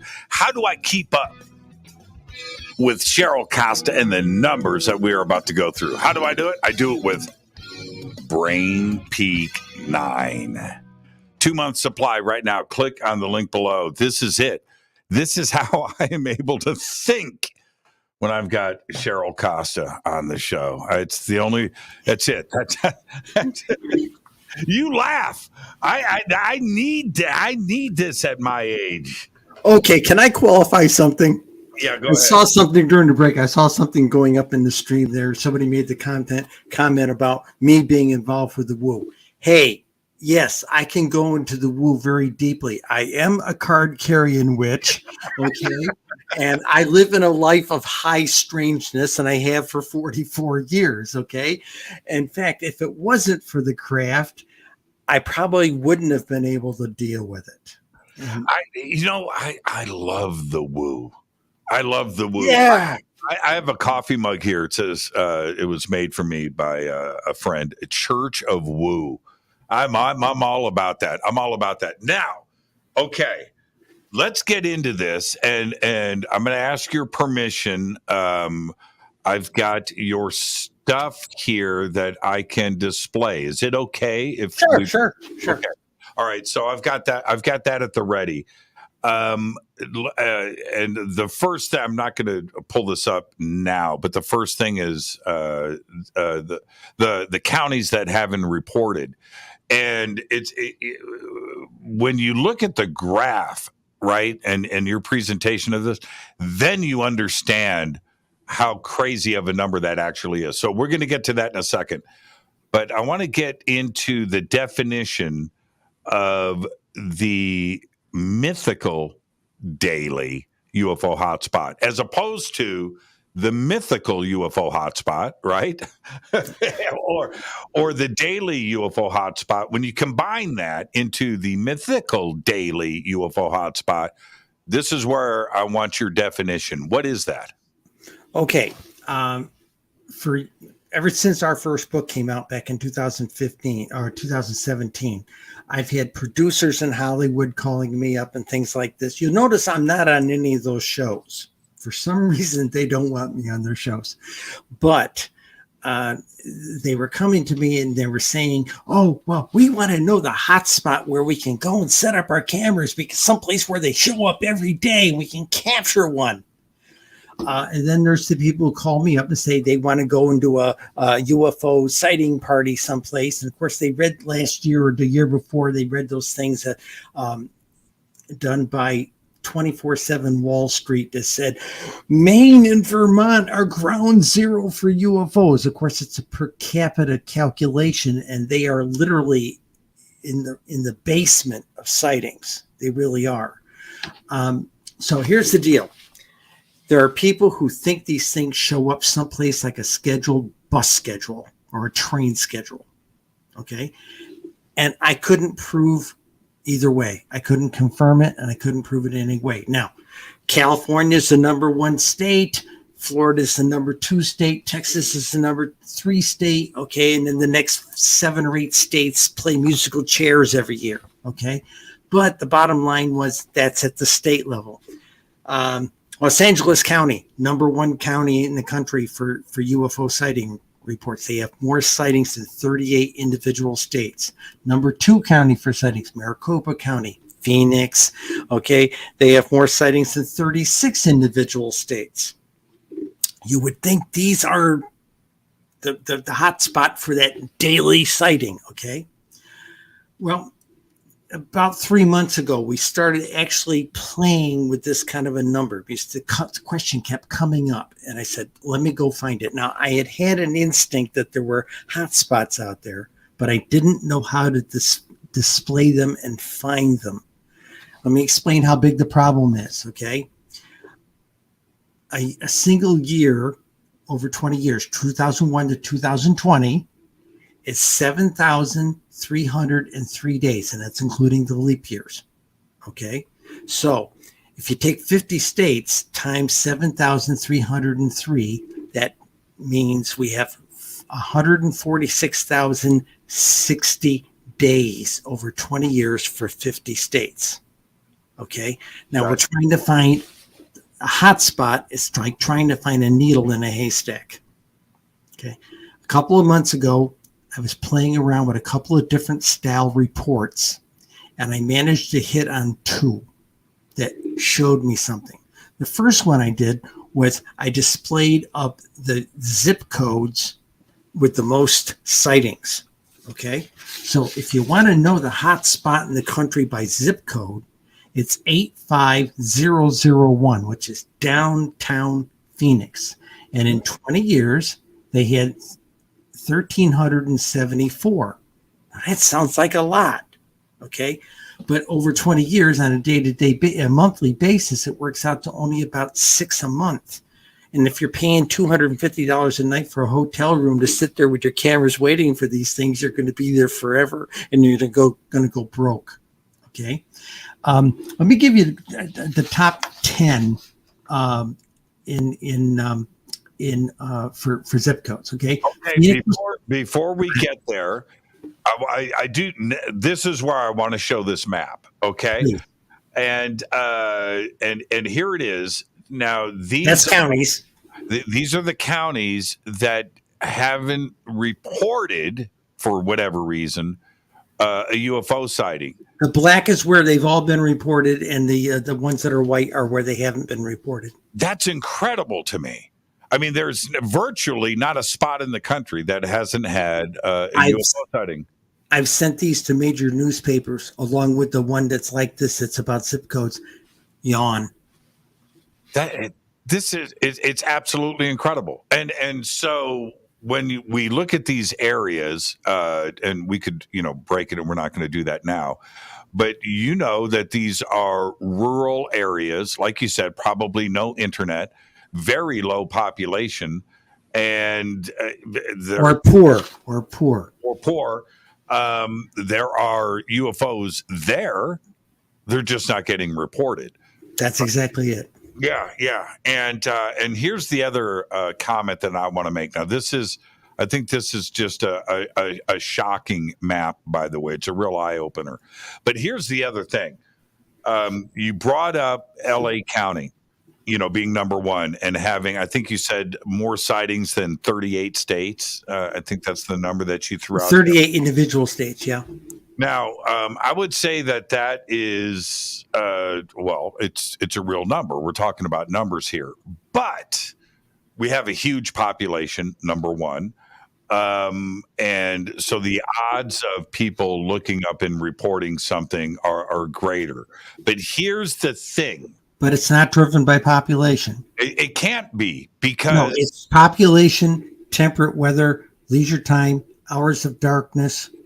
Those are, and then there's a whole set of five influencers. And here's the thing, and here's the reason why that number is a real one to me, but doesn't make any sense. In that LA proper, like LA, Inglewood, Santa Monica, all the way out to, I almost said Palm Springs, but let's just say like La Puente, West Covina, which is the edge of concrete, right? All the way to the water. And then from the Santa Monica Mountains down to the edge of Orange County, Long Beach and everything that's down there. That's light pollution central. That's light. You look up into the sky, Cheryl, and you don't see a star. You may see one star, and you're lucky if you see the moon. But once you get outside of that, because I'm in LA County, I am, but I'm in the Mojave Desert, and Joshua Tree, and going out into other areas on the fringes of LA County, you don't have light pollution. No, see, that's the thing. Everybody hears LA County, they think LA the city. Right. LA County is a really big place. Huge. And if you go up into the mountains too, as soon as you get above the city lights, it's a whole different atmosphere. It's a whole different thing. And I know, because I have had sightings in different areas of LA County, I have a house in Burbank. I have this place here too in Palmdale, right? And I know for a fact it's the same sky, right? That it's the same sky in Burbank that is 50 miles away. That's in Joshua Tree. And you're looking up into the sky and you're seeing stuff and you're making contact, and I can drive home and look up in the sky and know it's the same sky. As far as I know, the sky's not changing, in that 50 miles. But nobody is going to see, you're going to see less stuff in the city of LA, not LA County, because of the light pollution. You're looking up and seeing nothing. Downtown LA is like downtown DC. It's all lights. It's all lights. It's all light. You can barely see the brightest star in the sky on a clear night in Washington D.C. I lived down there for 30 years. You just can't see it. So people think that Washington D.C. is supposed to be the capital of UFOs in the United States. No, because people see UFOs in the bedroom communities, in the suburbs, and all that. And we proved that, by the way, with this zip code stuff, where we can actually look at it and look at where the zip codes are. And the further you move out from the major city, and then you put like time across the top, you see that the sightings happen between 6 and about midnight. 6 actually about 7 o'clock and about 11 o'clock at night, and that's where all the sightings are at that time of day. So it's all pretty much done in the evening hours. Okay, I'm going to post this question in the chat room real quick. Who thinks they live in a UFO hotspot? And let's just light up the conversation real quick in real time. Now let's go. Let's go down the list. Okay, I'm going to do like the top 10 here. Phoenix, Vegas, New York City, LA, and we're talking zip code 90001, which is supposed to be that's downtown. Yeah, and that's the weird thing, But okay, one thing I got to make sure you know. Phoenix had 13,074, but as soon as you move into Vegas and New York City and New York, and let's see, it falls off by 30%, and then the next step down, it falls off by another 30%. It starts falling off real quick. There's only about 25 or 30 counties or zip codes in the United States that have a significant amount of sightings. Interesting. So then after LA, it's Austin. I didn't expect that one. Seattle, I sort of expected. Portland, Chicago, Tucson, San Diego, Houston, Denver, and Albuquerque. Who knew? It's like the strangest list I've ever heard. It is not what I expected. Not at all. And those are okay. They're like the top 10 or 12 right here. I've got about 30 of them here. But the light pollution in each one of those areas. But here's the thing. Okay, now let's talk about this for a second. But you said the light pollution. But remember, as soon as you get light, hours of darkness is a big deal. So even in a metropolitan area, if you're in a high rise or something like this, you're above the lights somewhat. Now, if we take LA off of the list, because 9001 is shocking to me, and somebody's lying, but anyway, because downtown LA, but if you look at Las Vegas, it doesn't take but a couple of miles before you're in the desert and you're out of that light pollution. As soon as you get off the strip, about 6 blocks, you start being able to see the sky. Yeah, it's the same thing in Seattle. It's the same thing in Portland. It's the same thing in Phoenix. It's the same thing in Austin. It's the same thing in Albuquerque. So yeah, that absolutely makes sense about those areas because you can get out of downtown very, very quickly and away from the light pollution. That makes a lot of sense to me. Yep. But again, if in the context of looking for that place where you can look at a UFO like on a bus stops level or a train stop on a regular schedule. No, it doesn't exist. The data does not support that. Now I'm gonna pull up this next map. Let's. But then we found the spikes, and that's the telling story. Now that's zip codes. There you go. This is zip codes, and take us through what we're looking at here. Okay, the dark spots are the zip codes that reported UFOs. Okay, now it's weird because you look at a major state, even California, that had over 21,000 sightings in 20 years. If you look at California, there's still a lot of white real estate there where there isn't sightings reported. Okay. And like I took New York State, which is my home state, and it's like a checkerboard square. It's not square shape, but it's like a checkerboard square. Here's a zip code. Here's a zip code without one. Here's a zip code. Here's a zip code without one. You know, it's nothing even. Okay. And I've had people try to correlate these zip codes to nuclear power plants, you know, the Oak Ridge, Tennessee developments, that type of thing. And in some places, yes. In most places, no. The 55 nuclear power plants in the United States, they are not hot zones for UFOs. I've got their street addresses. There's an advocacy group about nuclear power. I have their street addresses and zip codes, and we did not find a predominance there that we would have found other places. Now, what about time of day in a 24-hour period? What have you found? Okay. Okay. From about 5 o'clock at night to about 11 o'clock at night represents between 68 and 75% of the sightings in a single day. From 1 o'clock in the morning to about 4:30 in the afternoon represents only about 25%. Because people are in bed? Overnight, okay, from midnight to about 5 o'clock in the morning. There's usually a lot of states you see a bump around in some rural states you see a bump around 3, and then you'll see a big bump around 5. We sort of equate that to people going out and having a first smoke, taking the dog out first thing in the morning, dusting the snow off the windshields, you know, that kind of thing. It's that early morning first bit of activity, getting ahead of the rush hour. But rush hour, 7 o'clock to about 9 o'clock, it is in the dirt. It's as much about human activity as it is about the ETs.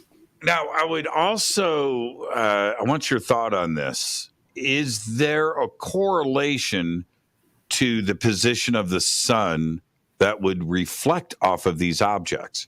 So from, sunset, 5 p.m., to 9, 10 o'clock at night, the sun is in a relation to something that could be reflecting off of. We're not finding that because we find that. I'll give you an example. There are states that have, like Alaska, it's daylight all the time in the summertime, and their sightings are in the toilet during the summer months. Oh, okay.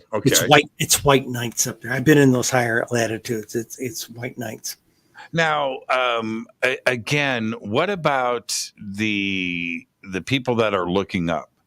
In other words, in California, where we have the highest amount of sightings, but we also have the most amount of traffic. Where people may be walking or looking down or driving, but then would that account for... If they miss the sighting, they miss the sighting. Right. And we could say that if you have millions of people on the road and sightings are down, maybe it's because they're not necessarily looking up at the sky at that moment to catch something. But the key thing here is hours of darkness and leisure time. Okay. We noticed one with leisure time. Most of the leisure time seems to be on Saturday night. Okay. Of course, I've had talk show hosts on the FM station saying, "Oh, that's when everybody gets drunk and stoned." And I said, "Yeah, and people who's drunk and stoned don't fill out UFO sighting reports because it's got the charm of a credit report." But what you run up against is this. I just lost the train of thought. Bear with me. 70 years old, it catches up with you. We noticed that some of the southern states, it was Wednesday and Thursday We didn't understand it. My spouse had some interns working for her in her library, and they were, a couple of them were from down south, and they said, well, that's Bible study night. You've got to be outside to see this. And so somebody's coming in from Bible study night, and they're getting on the car. Hey, honey, look at that. Okay. You got to be outside to see it, and it's got to be temperate weather with a clear sky, that kind of thing. There is a correlation to heavy pollution areas. There's a huge correlation to earthquake zones, fault lines. Okay, I got that from Tom Conwell, the paranormal researcher. He took our data and plotted all that. There is a correlation to bodies of water. I'll give you an example. People said to me when our first book came out, they said, hey, how come Texas has less sightings than Florida? Texas has twice the population. That's that knee-jerk saying it's all population. Mm-hmm. But Florida has 1,200 miles of coastline. Texas has 400. Okay. Check this out. I'm going to post this in front of you. You can read it. Hungry for Mars says, did sightings increase during COVID due to more? Oh, baby. Right? Yes. From home. Okay. Or decrease because they were not going outside? No. About a week or two, I was on Coast to Coast with George Knapp, just as we were getting ready to go into lockdown. And I had talked about this leisure time thing. And people started calling into the show and said, well, we're getting ready to go into lockdown. You get this perfect national laboratory. And at the end of May, June timeframe, when we were able to get the numbers from the reporting services, the numbers in March and April of 2020 were through the roof. People were on their back decks drinking, playing horseshoes in the backyard. They didn't go to work, but they were home. I just want your answer to this. We were getting drunk on the deck and balcony in our place, I've always said, if for those, well, I've never seen a UFO. Well, dude, go outside and look up for a little bit. That's all you got to do. Turn off the phone and go outside. Yeah. If you say that is the case, that no matter where you are in the country, if you really want to have a UFO sighting, just pay attention. Yeah, no, really. I tell people that all the time. People tell me, oh, we don't have them around here. I said, tell you what, go outside, have your phone on mute so it doesn't sit there and buzz you every 5 minutes and you're not looking down, and just sit there and kind of gander at the sky for 30 minutes. I guarantee you will see something that doesn't look like an airplane. Let's take our break right here. Our guest tonight. And there's a reason for it. Well, we're going to talk about that when we come back. Our guest tonight, Cheryl Costa. I am your host, Jimmy Church. This is Fade to Black. Tonight, we're talking about the Mythical Daily UFO Hotspot. Do you live in one? Well, tonight you're going to find out. We'll be right back. Stay with us.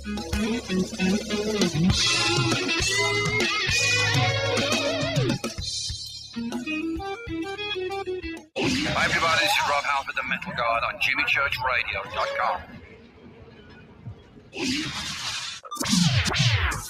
Your 1 million gigawatt paranormal powerhouse, KUNX-DB, BX.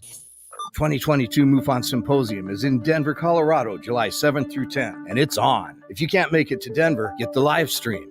You can watch it live and anytime later. This year's theme is UFOs in the Spotlight. Our speaker lineup is incredible. Join Cheryl Jones, Peter Robbins, Michael Schratt, Kathleen Martin, Tom Reed, Paul Hynek, Peter Davenport, Dave Scott, Craig Campobasso, Donald Schmidt, Mark D'Antonio, and me, Ron James, for an exciting inside look at my new film.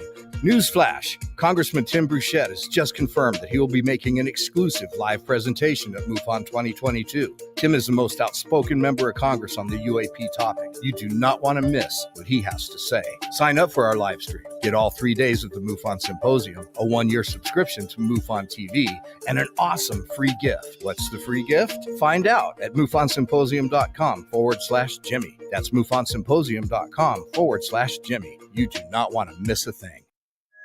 The Believer is the chilling true story of Dr. John Mack, a renowned Harvard psychiatrist and Pulitzer Prize winner. This is an outreach program from the cosmos to the consciously impaired. He risked it all to investigate human encounters with aliens. The Believer, Alien Encounters, Hard Science, and the Passion of John Mack. Written by award-winning former New York Times journalist and author Ralph Blumenthal. Now available in paperback from High Road Books. Hello, Fadernauts. Jimmy Church here. You've seen me with my thunderstorm. Now you can purify the air in your home and get healthy, clean, fresh-smelling air and eliminate odors just like I do right here in the bunker. The Eden Pier Thunderstorm uses oxy technology that naturally sends out O3 molecules into the air, which seek out odors and air pollutants in your home and destroys them. It's called a thunderstorm because it purifies the air just like after a thunderstorm. And right now, you can save $200 on an Eden Pier Thunderstorm 3-pack for whole home protection. With this special offer, you're getting 3 units for under $200. Seriously. Go to EdenPureDeals.com and use Fader3. Shipping is free and it's easy. Just scroll down. You'll see my name right there, Jimmy Church. Click on it and get your deal today. That's EdenPureDeals.com. Are you ready to read about true paranormal events? Unex Media publishes nonfiction books about UFOs, ghosts and haunted places, time anomalies, cryptid creatures, and more. Just like KUNXDB Radio, it's all about unexplained phenomena. Visit www.unxmedia.com to see our list of great book titles by Debbie Ziegelmeyer, Gene Walker, Devin Listrom, Wayne Lawrence, Bill Spicer, and yours truly, Margie Kay. That's unxmedia.com. This is Jimmy Church of Fade to Black, and I only drink Fade to Black blend coffee from River Moon. Just click on the River Moon coffee banner at jimmychurchradio.com. Promo code F2B blend. This is the only way forward. This is Fade to Black. Make contact. Join us August 5th through the 7th, 2022 at the Drury Conference Center in Cape Girardeau, Missouri for the launch of the Midwest Conference on the Unknown. There are 3 interactive days packed with vendors, exhibitors, and nationally recognized researchers presenting on unknown topics like UFO UAP phenomenon, ghosts and Bigfoot, and Missouri's own Momo. The Missouri Monster, Cape Girardeau, has long been one of the most sought-out areas for UFO enthusiasts since the 1941 UFO crash. And now is your chance to be a part of the inaugural conference. Visit cape-events.com or follow us on Facebook at Midwest Conference on the Unknown for more information. Ex-listeners get 30% off by using the promo code XVIP. That's cape-events.com, promo code XVIP. When you take the beans from Central America with dashes of Indonesian and African mixed in and then roast it to the dark side of Fade to Black, you create the ultimate brew of fringe. Introducing the Fade to Black blend from River Moon Coffee. Yes, River Moon's darkest customized roast was created for the love of Fade to Black. The alchemy of masterful roasting and smoking the beans is in every sip of this full-bodied, dark Java. I need my coffee dark, deep, with distinct bittersweet chocolate highlights, just like the bunker. Leaning further into the darkness of the roast is Fade to Black blend from River Moon Coffee. Just click on the banner at jimmychurchradio.com and use the promo code F2B blend for 15% off of your order today.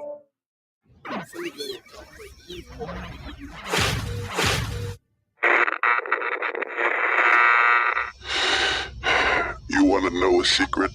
I love ponies. I really love ponies. I'm serious. I couldn't stay sane without ponies to brush. Why Fade to Black? Because you never got that pony, damn it. This is Fade to Black with Jimmy Church on the Game Changer Radio Network.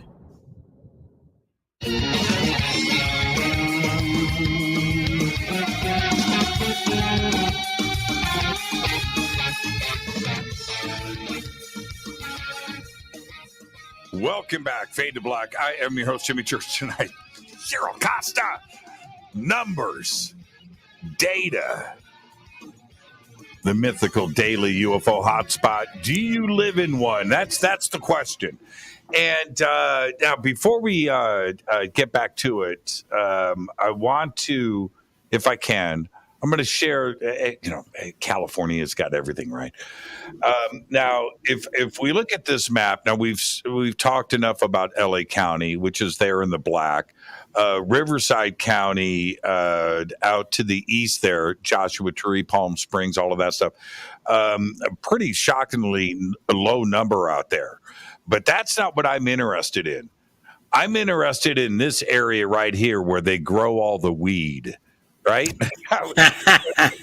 Now, Cheryl, all kidding aside, here's San Francisco here, and 226. And then you get out of this area and you get up into Mendocino, Humboldt counties, these weed counties. These are very sparsely populated areas. They really are.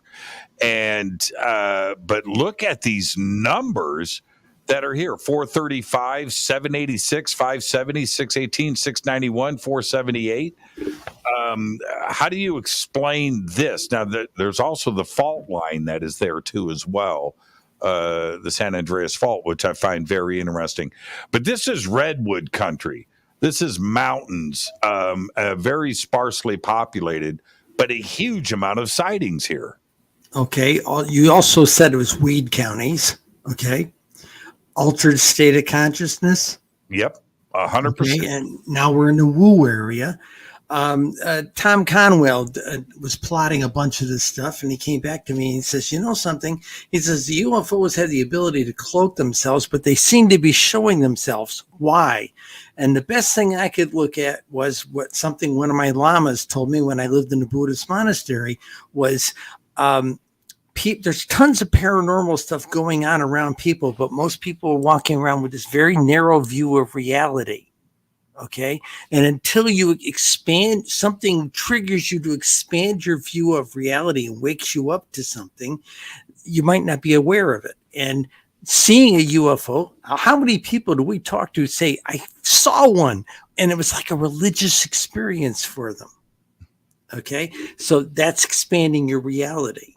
And you, sometimes I'm not recommending the drugs to expand your reality, but there's a very good one. It's redwood area. It's darker. There's very low light pollution, but there's probably a lot of activity up there. Again, we have the fault lines, and they're very interested in fault lines.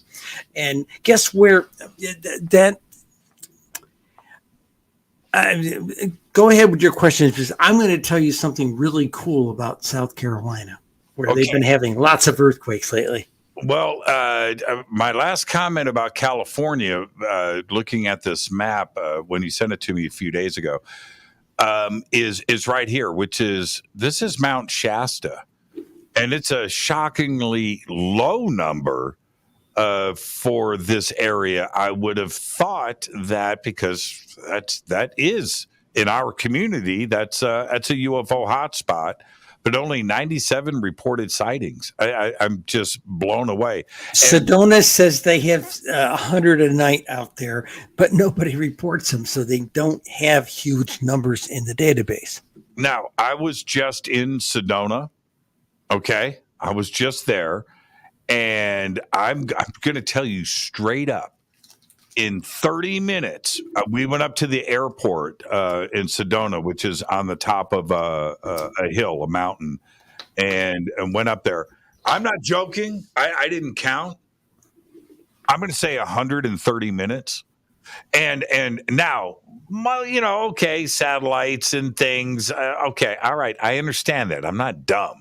But I did have a saucer sighting, and it was one of the first things that happened. Cheryl, on everything that I love, and I was with Adrian Valera, and we had a private tour with Michael of Sedona. Hello, Michael. Great dude. So he takes us up there, and we're getting our gear together and night vision. I brought all my stuff, and We just get up there, and on everything that I love, now I'm facing Sedona. Sedona's below me.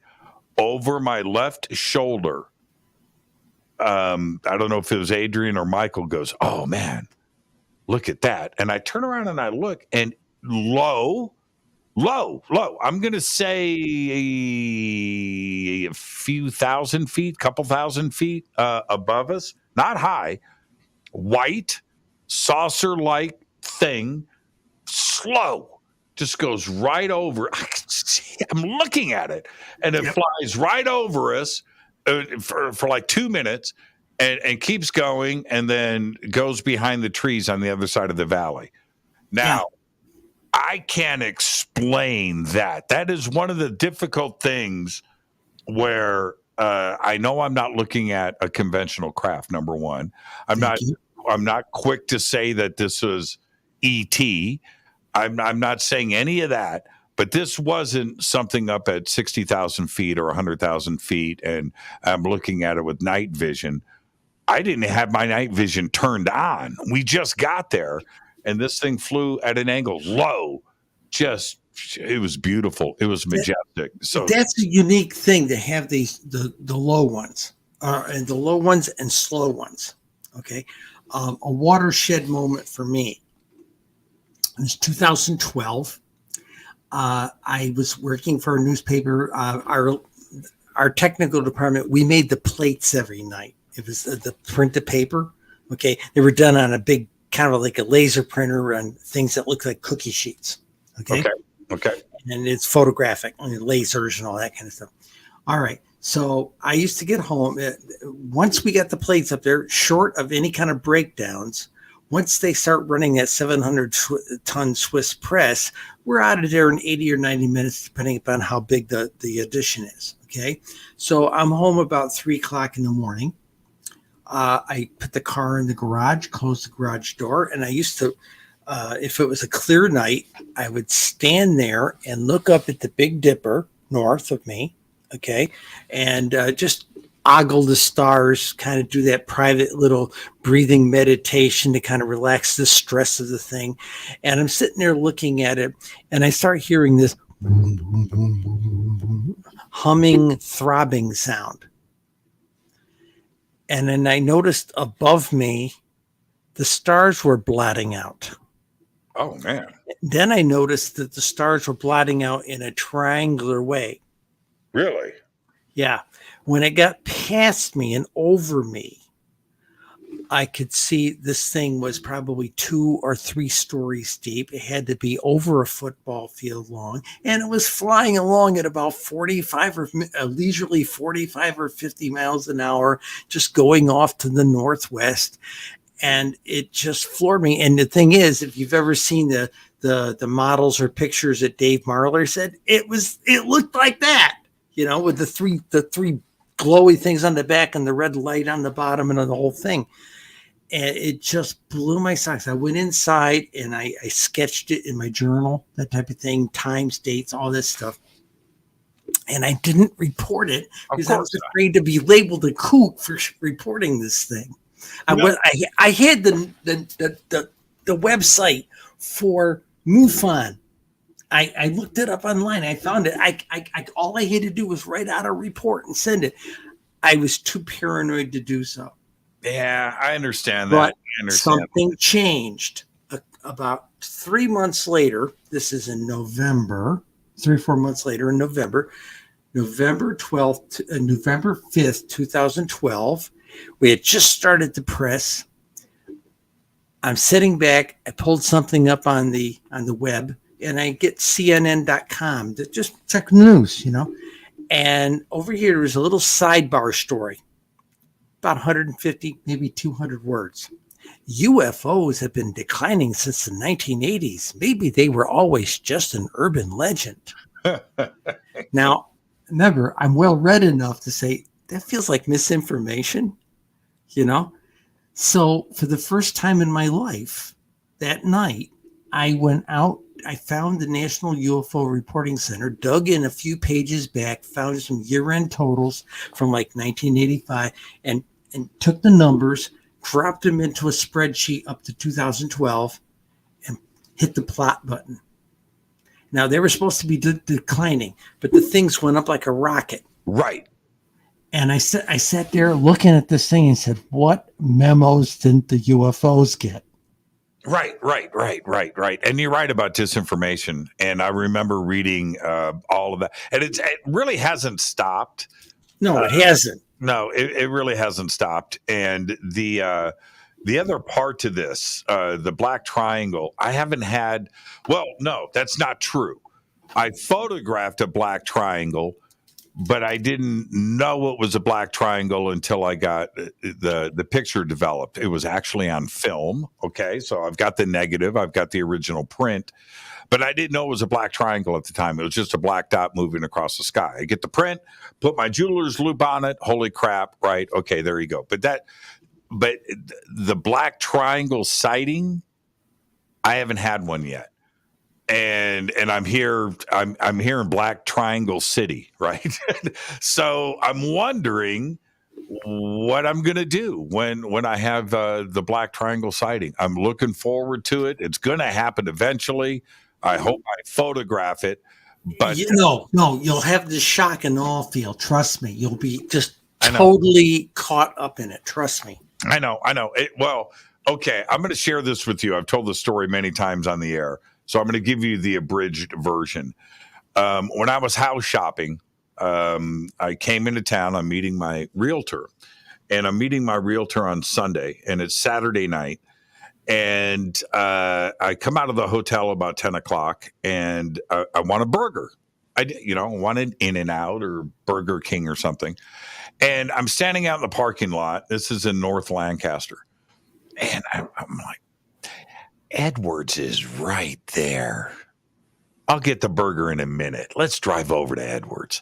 So I jump in the Jeep and I take off and I got my GPS and I find what is the closest street and I drive to it. I don't know, 10 miles away or something. But what I didn't realize was that I was in the middle of the desert, but I didn't, I don't know these things at that time.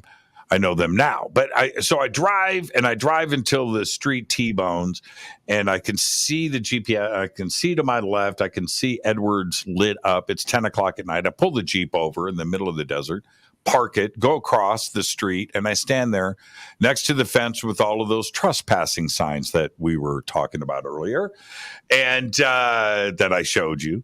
And I'm standing there, and this is what happens, Cheryl. This is it. It's the craziest thing ever. I'm standing there. I got my phone to my side, talking about getting caught up in the moment. And I'm looking at Edwards. It's right in front of me. I can see it lit up in the darkness. And then it's the night sky. It's black above. And like 10 degrees up, I see this like static on a TV out in the distance. I'm like, wow, that looks kind of weird. It's black and white, static, just like the old days, right? Okay. Yeah. And then as I kind of look at it, and I'm thinking, wow, that's kind of weird, right above Edwards, it goes just like this. A ring of lights, one time, lights up the bottom, goes black. It's the night sky. I'm like, wow. All right, that's kind of cool. And as I'm standing there for a minute, it starts up again, the static. And this ring of lights, as just like on cue, black, gone. Now I get out my phone, Cheryl. I'm like, video. Okay, man, let's go. Nothing. 20 minutes I stand there in the dark and nothing happened. I get back in the Jeep. I'm driving back. I'm thinking, well, what was that? So the next day, the next morning, I wake up, I have breakfast, and I go back out front of the hotel, and I'm like, man, there's Edwards. Let's drive back. So I drive back, and I go to that exact spot. I see my car tire tracks in the dirt, and I pull over. I go across the street, and there is my footprints from the night before. And I'm standing there, and now I see in front of me the fence line of Edwards with those no trespassing signs. I didn't see them the night before. I was in the dark. But now I'm at the fence line of Edwards. I'm looking at the base, and what I was expecting to see was something on the top of radio towers or something. There was nothing there. I'm looking, I can see the mountains and I can see the blue sky, but there was nothing nothing, and I'm like, okay, there was something above Edwards the night before.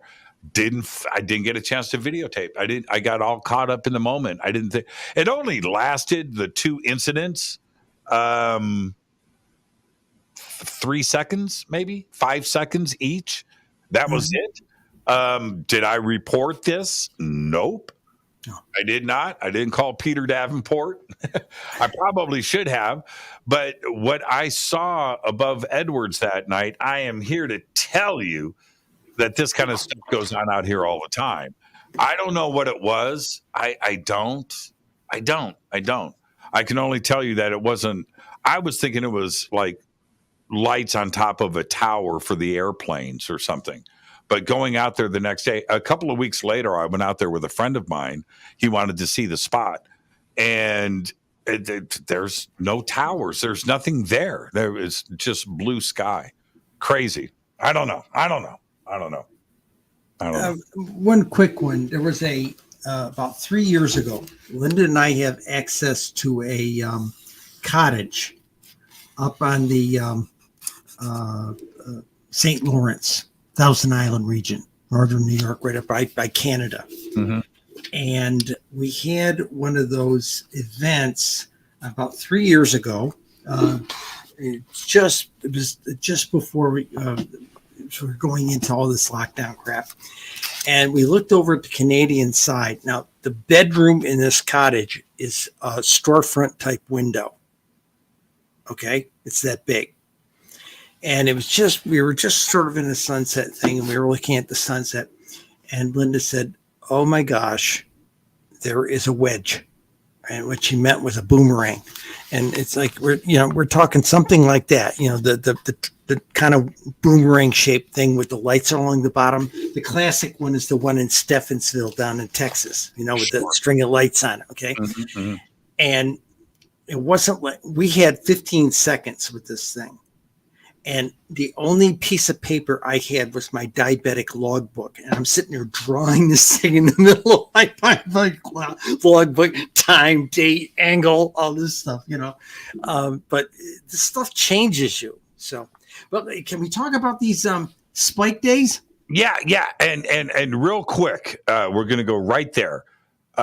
Somebody just posted over on Twitter, where can they have access to the zip code data that we're talking about tonight? It's not published yet. We will be publishing. We're getting ready to publish. In fact, right this minute behind me, you probably can't see it. Probably down under the corner here. Let's see if I can swivel the chair.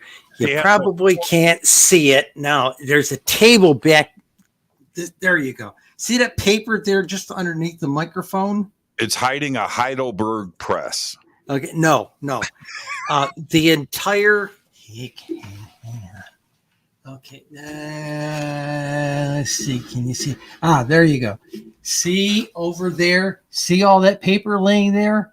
That is the entire manuscript. Remember, I told you we turned the living room into a publishing house. Okay, we've got 2 6-foot church tables strapped together with bungee cords there. Yeah, I see that. All right. Before we get there, I lost my headset. Go ahead.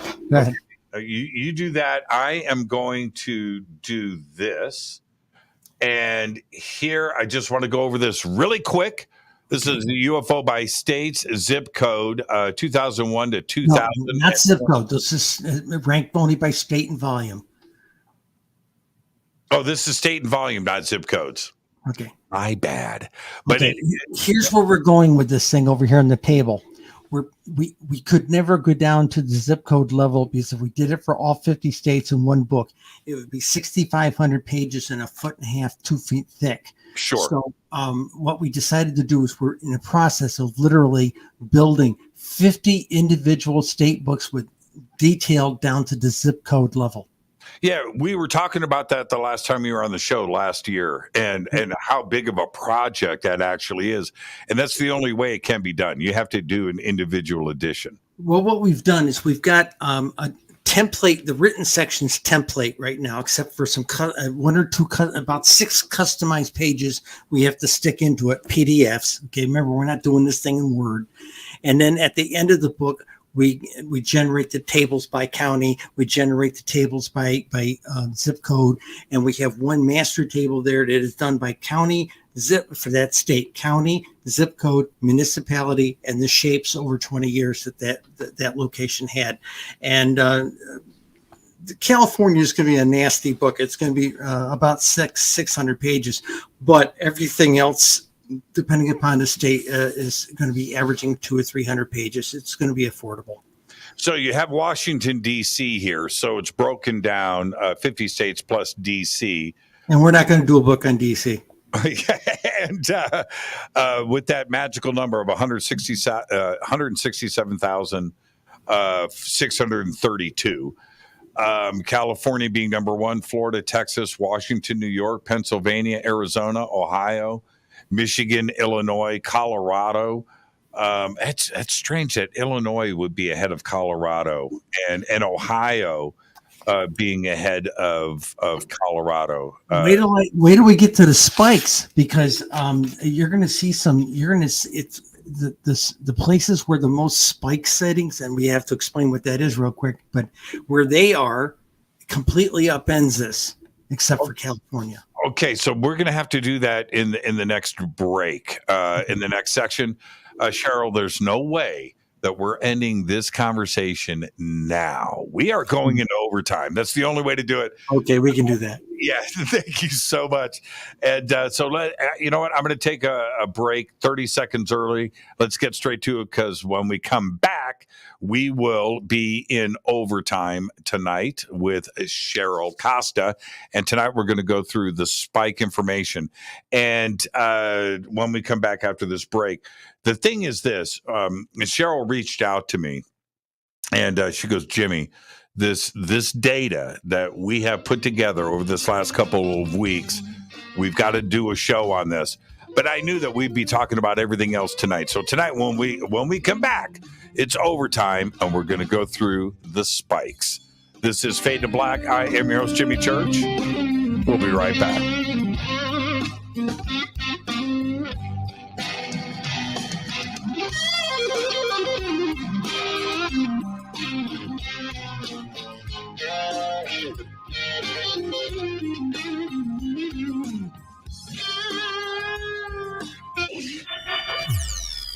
You're listening to Jimmy Church and Fade to Black on the X.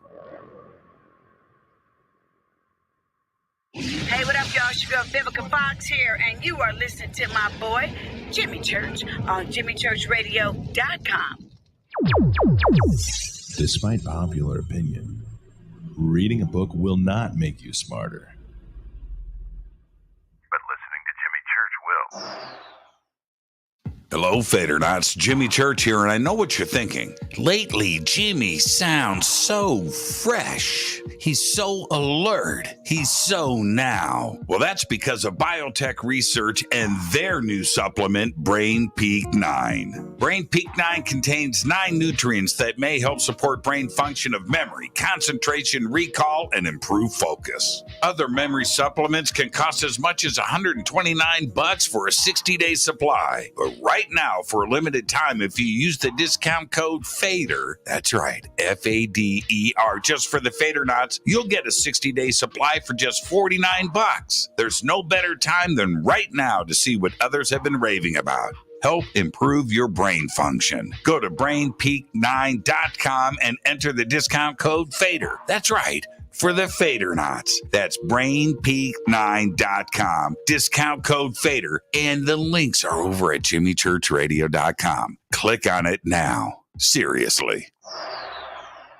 This is Billy Carson, founder and CEO of ForbiddenKnowledge.tv. ForbiddenKnowledge.tv is the fastest growing and one of the most watched networks in the world. And I would like to personally invite you to check out our expanding library of TV, film, lectures, and special presentations. ForbiddenKnowledge.tv has over 6,000 videos covering lost history, health, UFOs, spirituality, and our future. We are committed to our community, and with my personal invitation, you can right now get your own free 30-day membership at ForbiddenKnowledge.tv. Your own library of information starts today at ForbiddenKnowledge.tv. Your 1 million gigawatt paranormal powerhouse, KUNX-DB, VX. Are you ready to read about true paranormal events? UNX Media publishes nonfiction books about UFOs, ghosts and haunted places, time anomalies, cryptid creatures, and more. Just like KUNX-DB Radio, it's all about unexplained phenomena. Visit www.unxmedia.com to see our list of great book titles by Debbie Ziegelmeyer, Gene Walker, Devin Listrom, Wayne Lawrence, Bill Spicer, and yours truly, Margie Kay. That's unxmedia.com. Introducing the Game Changer blend from River Moon Coffee that delivers a customized blend made specifically for the Fadernauts. If the game is rigged, change the game. It's a bolder cup with some bite. Game Changer is the coffee of choice for those that prefer an organic dark roast that is slightly lighter and milder, but it's still dark. With wild notes of pecans and chocolate with a rich, balanced, full-bodied cup that is roasted to perfection for a great coffee to start your day, as an after-dinner coffee or anywhere in between. Artisan, small batch, roasted to perfection. USDA certified organic, all River Moon coffee is freshly roasted and packaged in the USA. Just go to rivermooncoffee.com or click on the banners over on our site and use the promo code F2BBLEND for 15% off of your order today. rivermooncoffee.com. Are you intrigued by Paranormal Talk Radio? You'll love the new Paranormal Radio app from TalkStream Live. You'll find a great selection of talk shows covering UFOs, ghosts, strange phenomena, and much more. Download the Paranormal Radio app now and start listening to the very best in paranormal talk entertainment, including the network you're listening to right now, the Paranormal Radio app, free in Google Play and the iOS App Store. Erica, Brittany, Gabby, and you're listening to JamieChurchRadio.com. It's not a lifestyle we chose. We were born this way. This is KJCR at JimmyChurchRadio.com.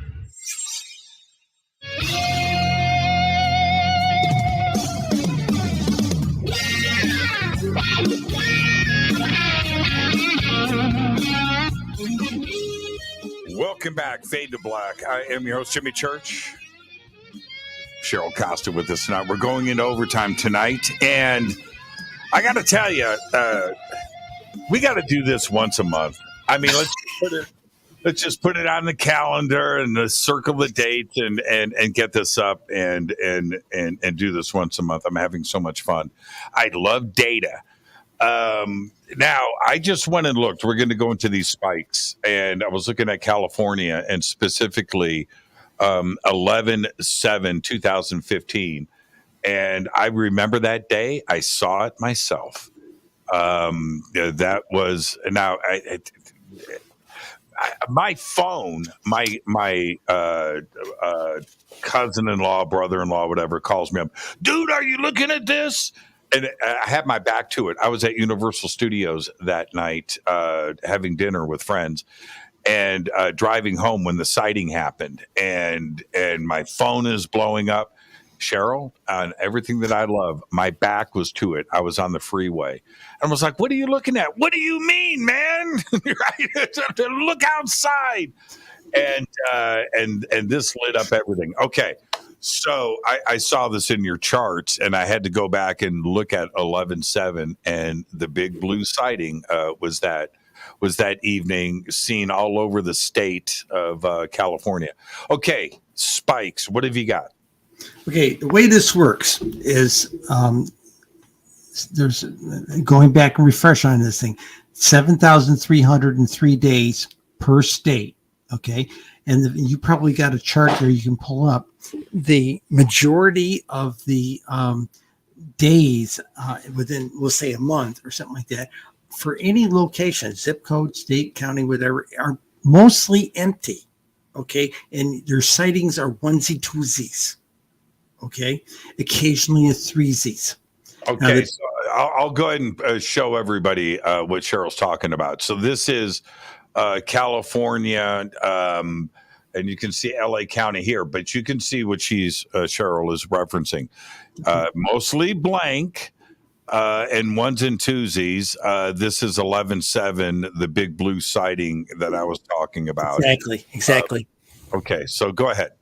Okay, so an occasional threesies. Okay, but what was statistically significant were fours. Okay, they were rare, but there was that. But somewhere along the line, I'd be working with the data, and I'd see one day in one location that jumped. How I saw this, you'd plot out a year's worth of data for the state, okay, and you do it as a bar chart, and so it's a whole bunch of static lines going across, and most of them are sitting at about 20 and you do it nationally, it's about 23 per day, and there's some little spikes up and down. There's a little few more, and every now and then, out of that noise, you'll see something go like that. So you go back in there, you hover over it, and it will tell you what year, and it will tell you what day. Okay, so we go back into the data, we do a breakout report, and usually when you do the breakout report, what you get is maybe 30 states suddenly, instead of the 4 or 5 states, 30 states had sightings, and they were all in the onesie, twosies, threesies. Okay, I'll give an example. April 16th, 2008, Indiana. Okay, Indiana is a state that has about 2 sightings per week.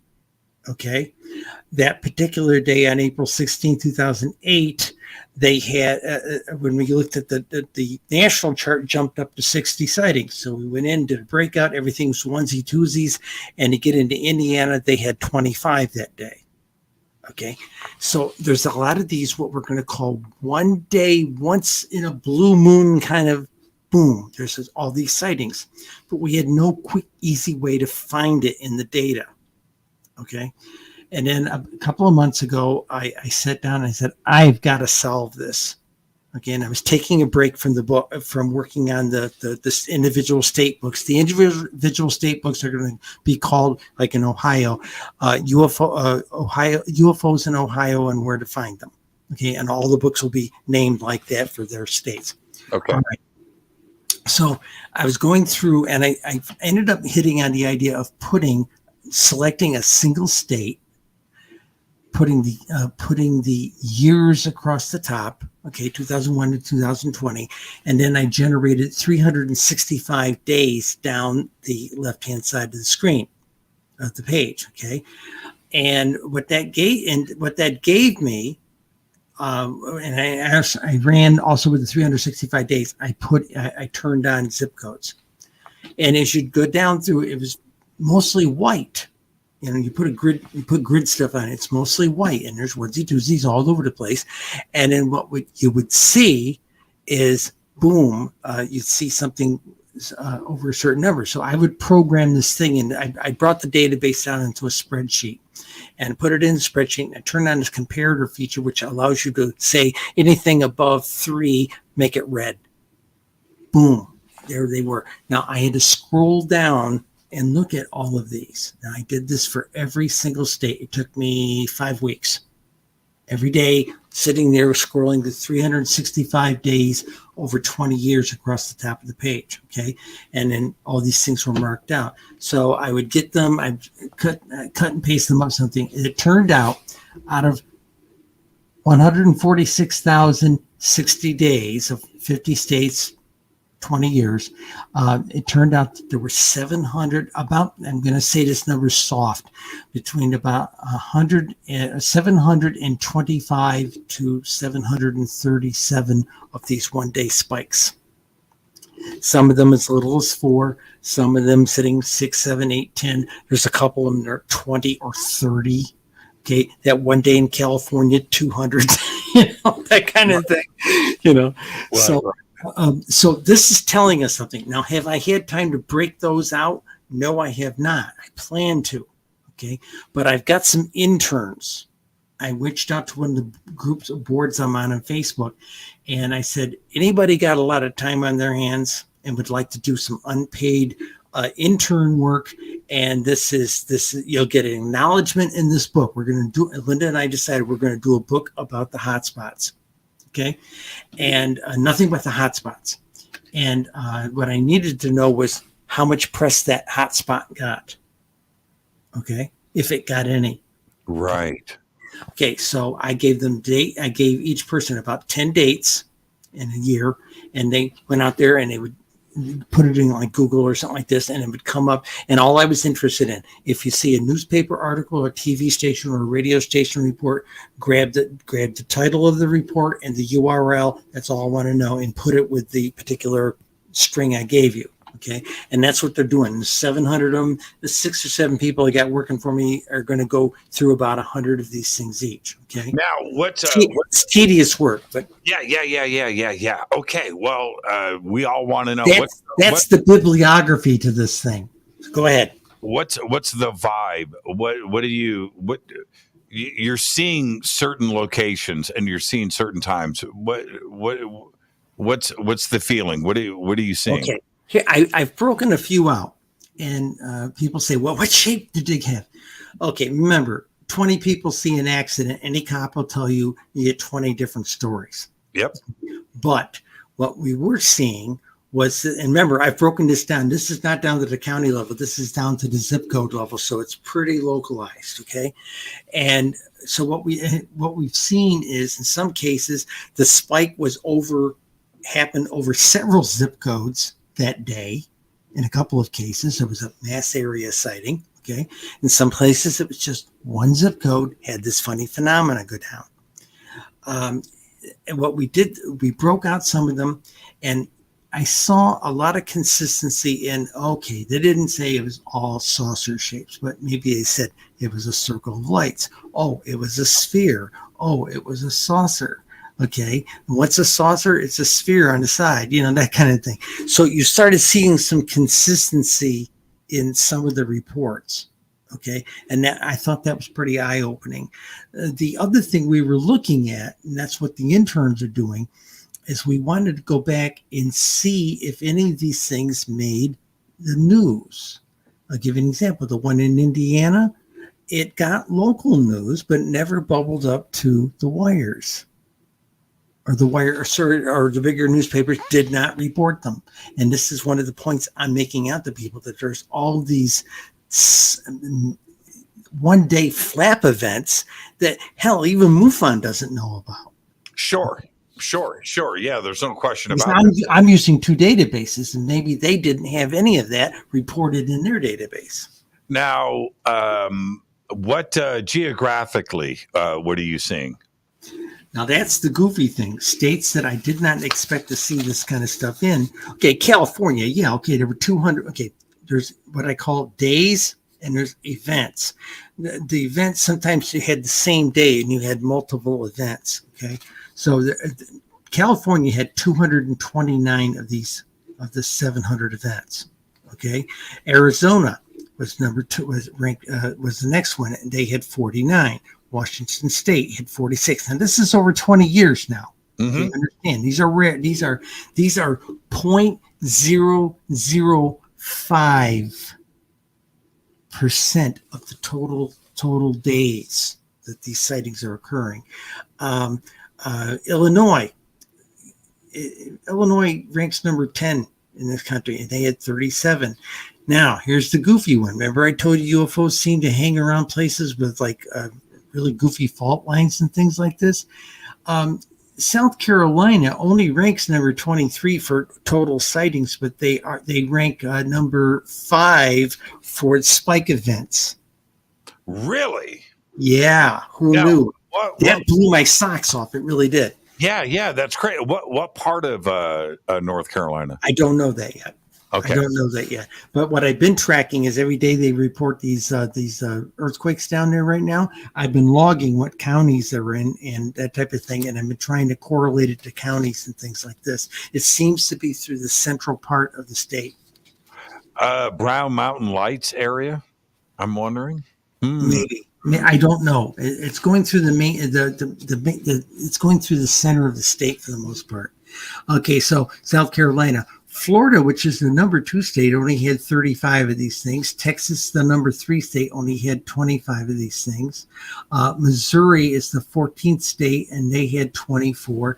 And it goes down through the 20s. New York State, Colorado, Ohio, Pennsylvania. Now we're in the teens. Pennsylvania, Oregon, Michigan, Nevada, North Carolina, New Mexico, and then breaks into single numbers. But the telling thing was, and let me flip one more page here in my summary.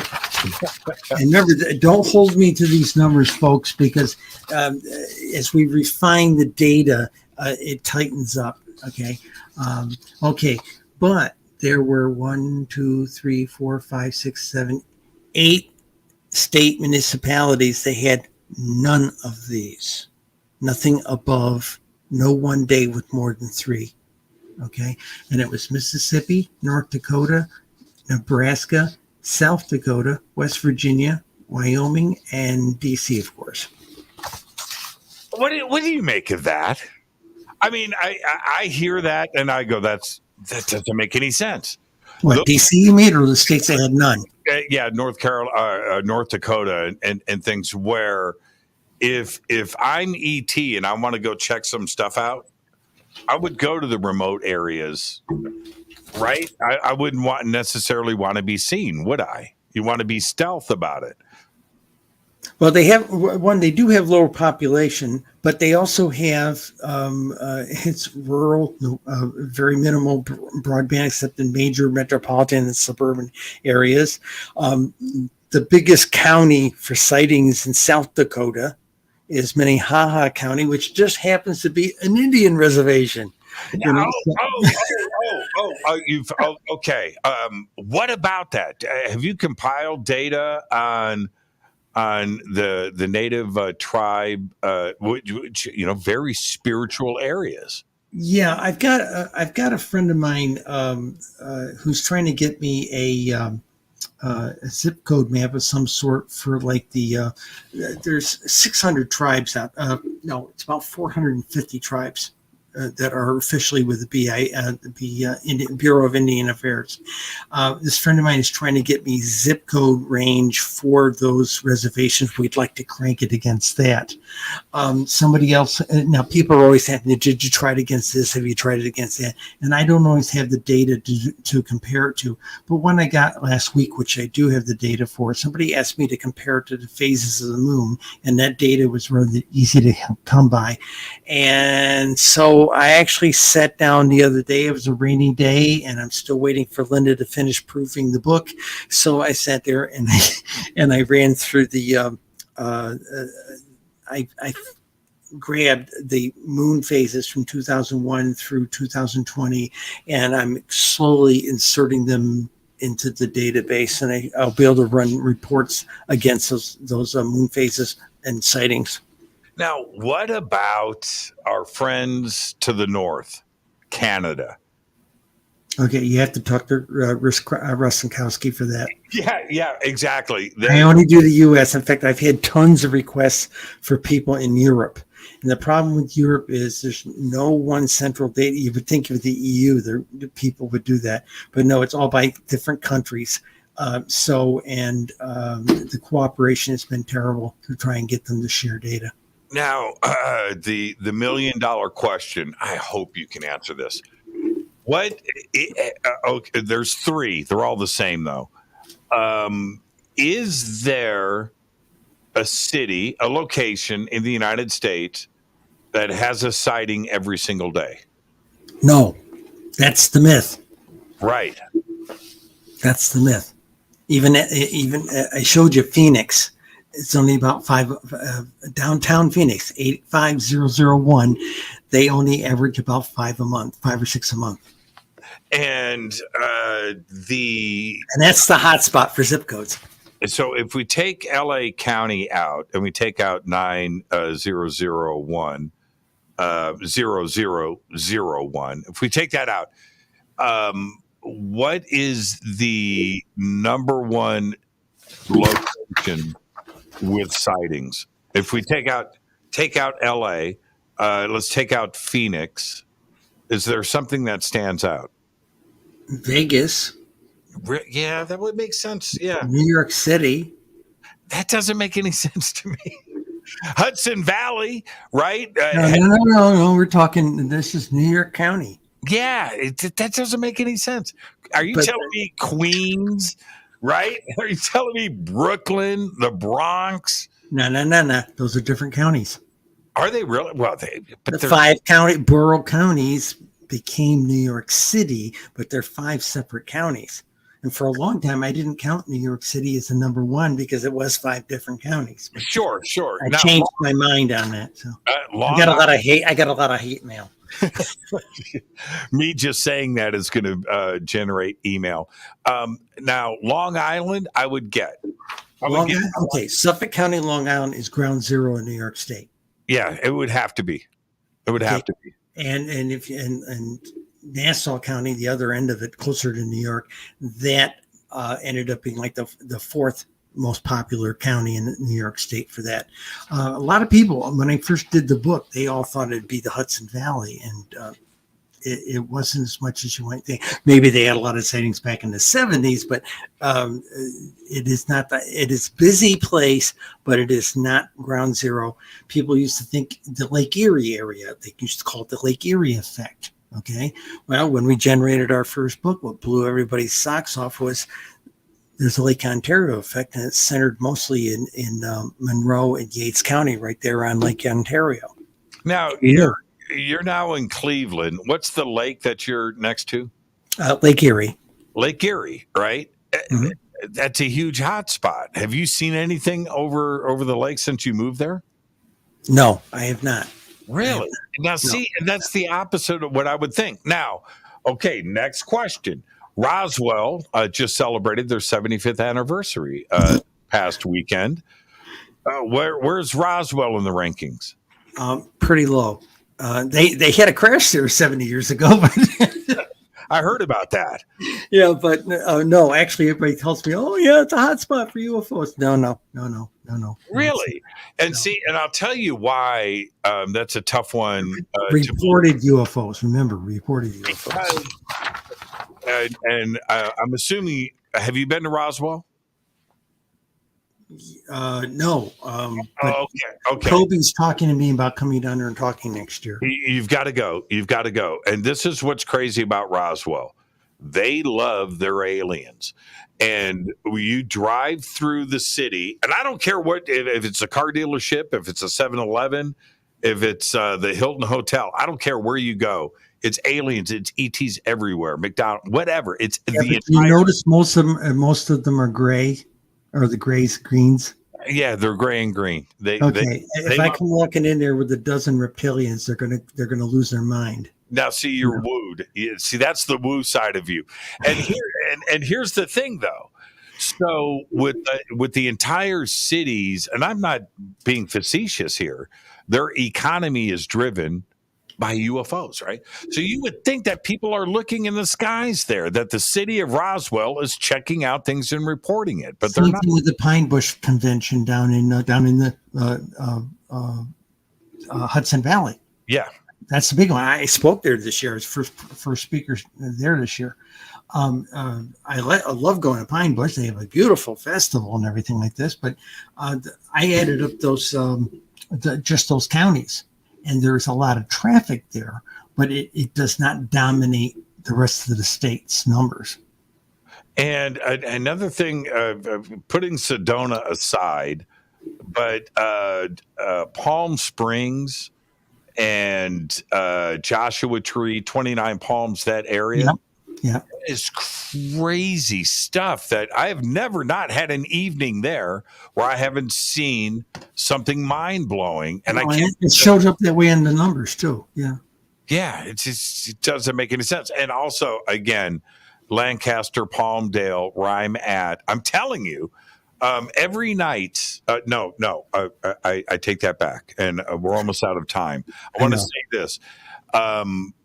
It's not every night, but 3 nights over about a 3-week period, I would walk outside and look up, and at this one spot next to this one star, this thing would light up and move. It happened to me 3 times. It's so, to me, I have gone out on my balcony after the show, before I go to bed, sit in the chair, and I'm like, okay, let's go. And I'm making the conscious connection, my brother. Light up for me. It hasn't, but three times over a 3-week period, same spot in the sky lights up and moves. Crazy. I don't know what it is. It could be a satellite lighting up, Cheryl. I don't know. Can I pitch one book? You can do whatever you want. Just one. Okay. We mentioned the woo side, and like I said, I walk with 1 foot in Main Street, 1 foot in the Twilight Zone. Okay, for those of you who are interested in the metaphysical side of UFOs, you might want to read my book, Mystical Musings of a Rogue Witch. Okay, it's available on Amazon. If you go to book search on Amazon and go Cheryl Costa Witch, you'll get it.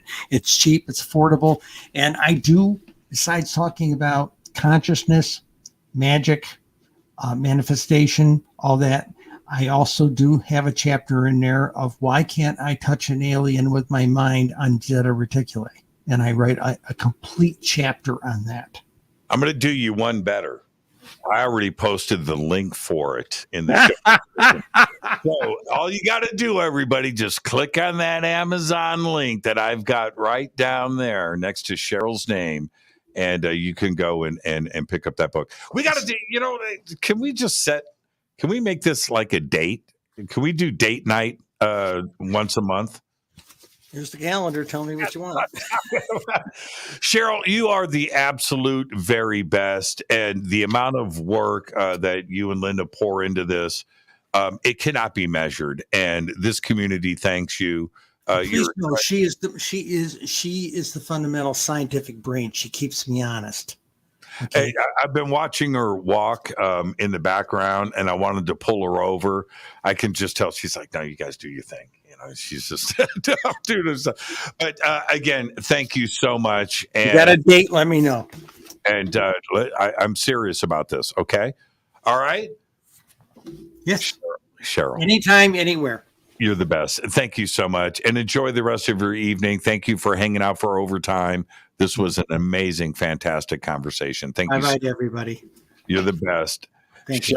Cheryl Costa, everybody. And again, the links for Amazon are right in the video description box below, and we've got it over on our website, and we have it in social media.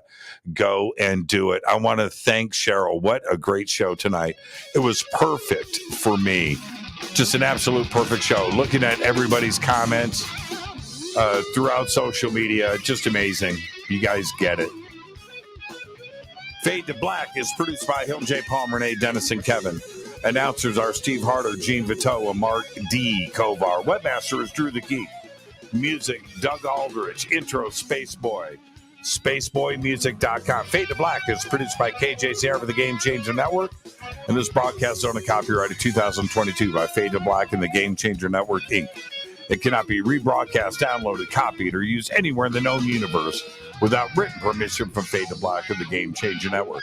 I'm your host, Jimmy Church. Tomorrow night is Fader night. It is open lines all night long.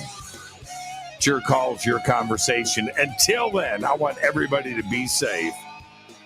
Go Beckley Tappy.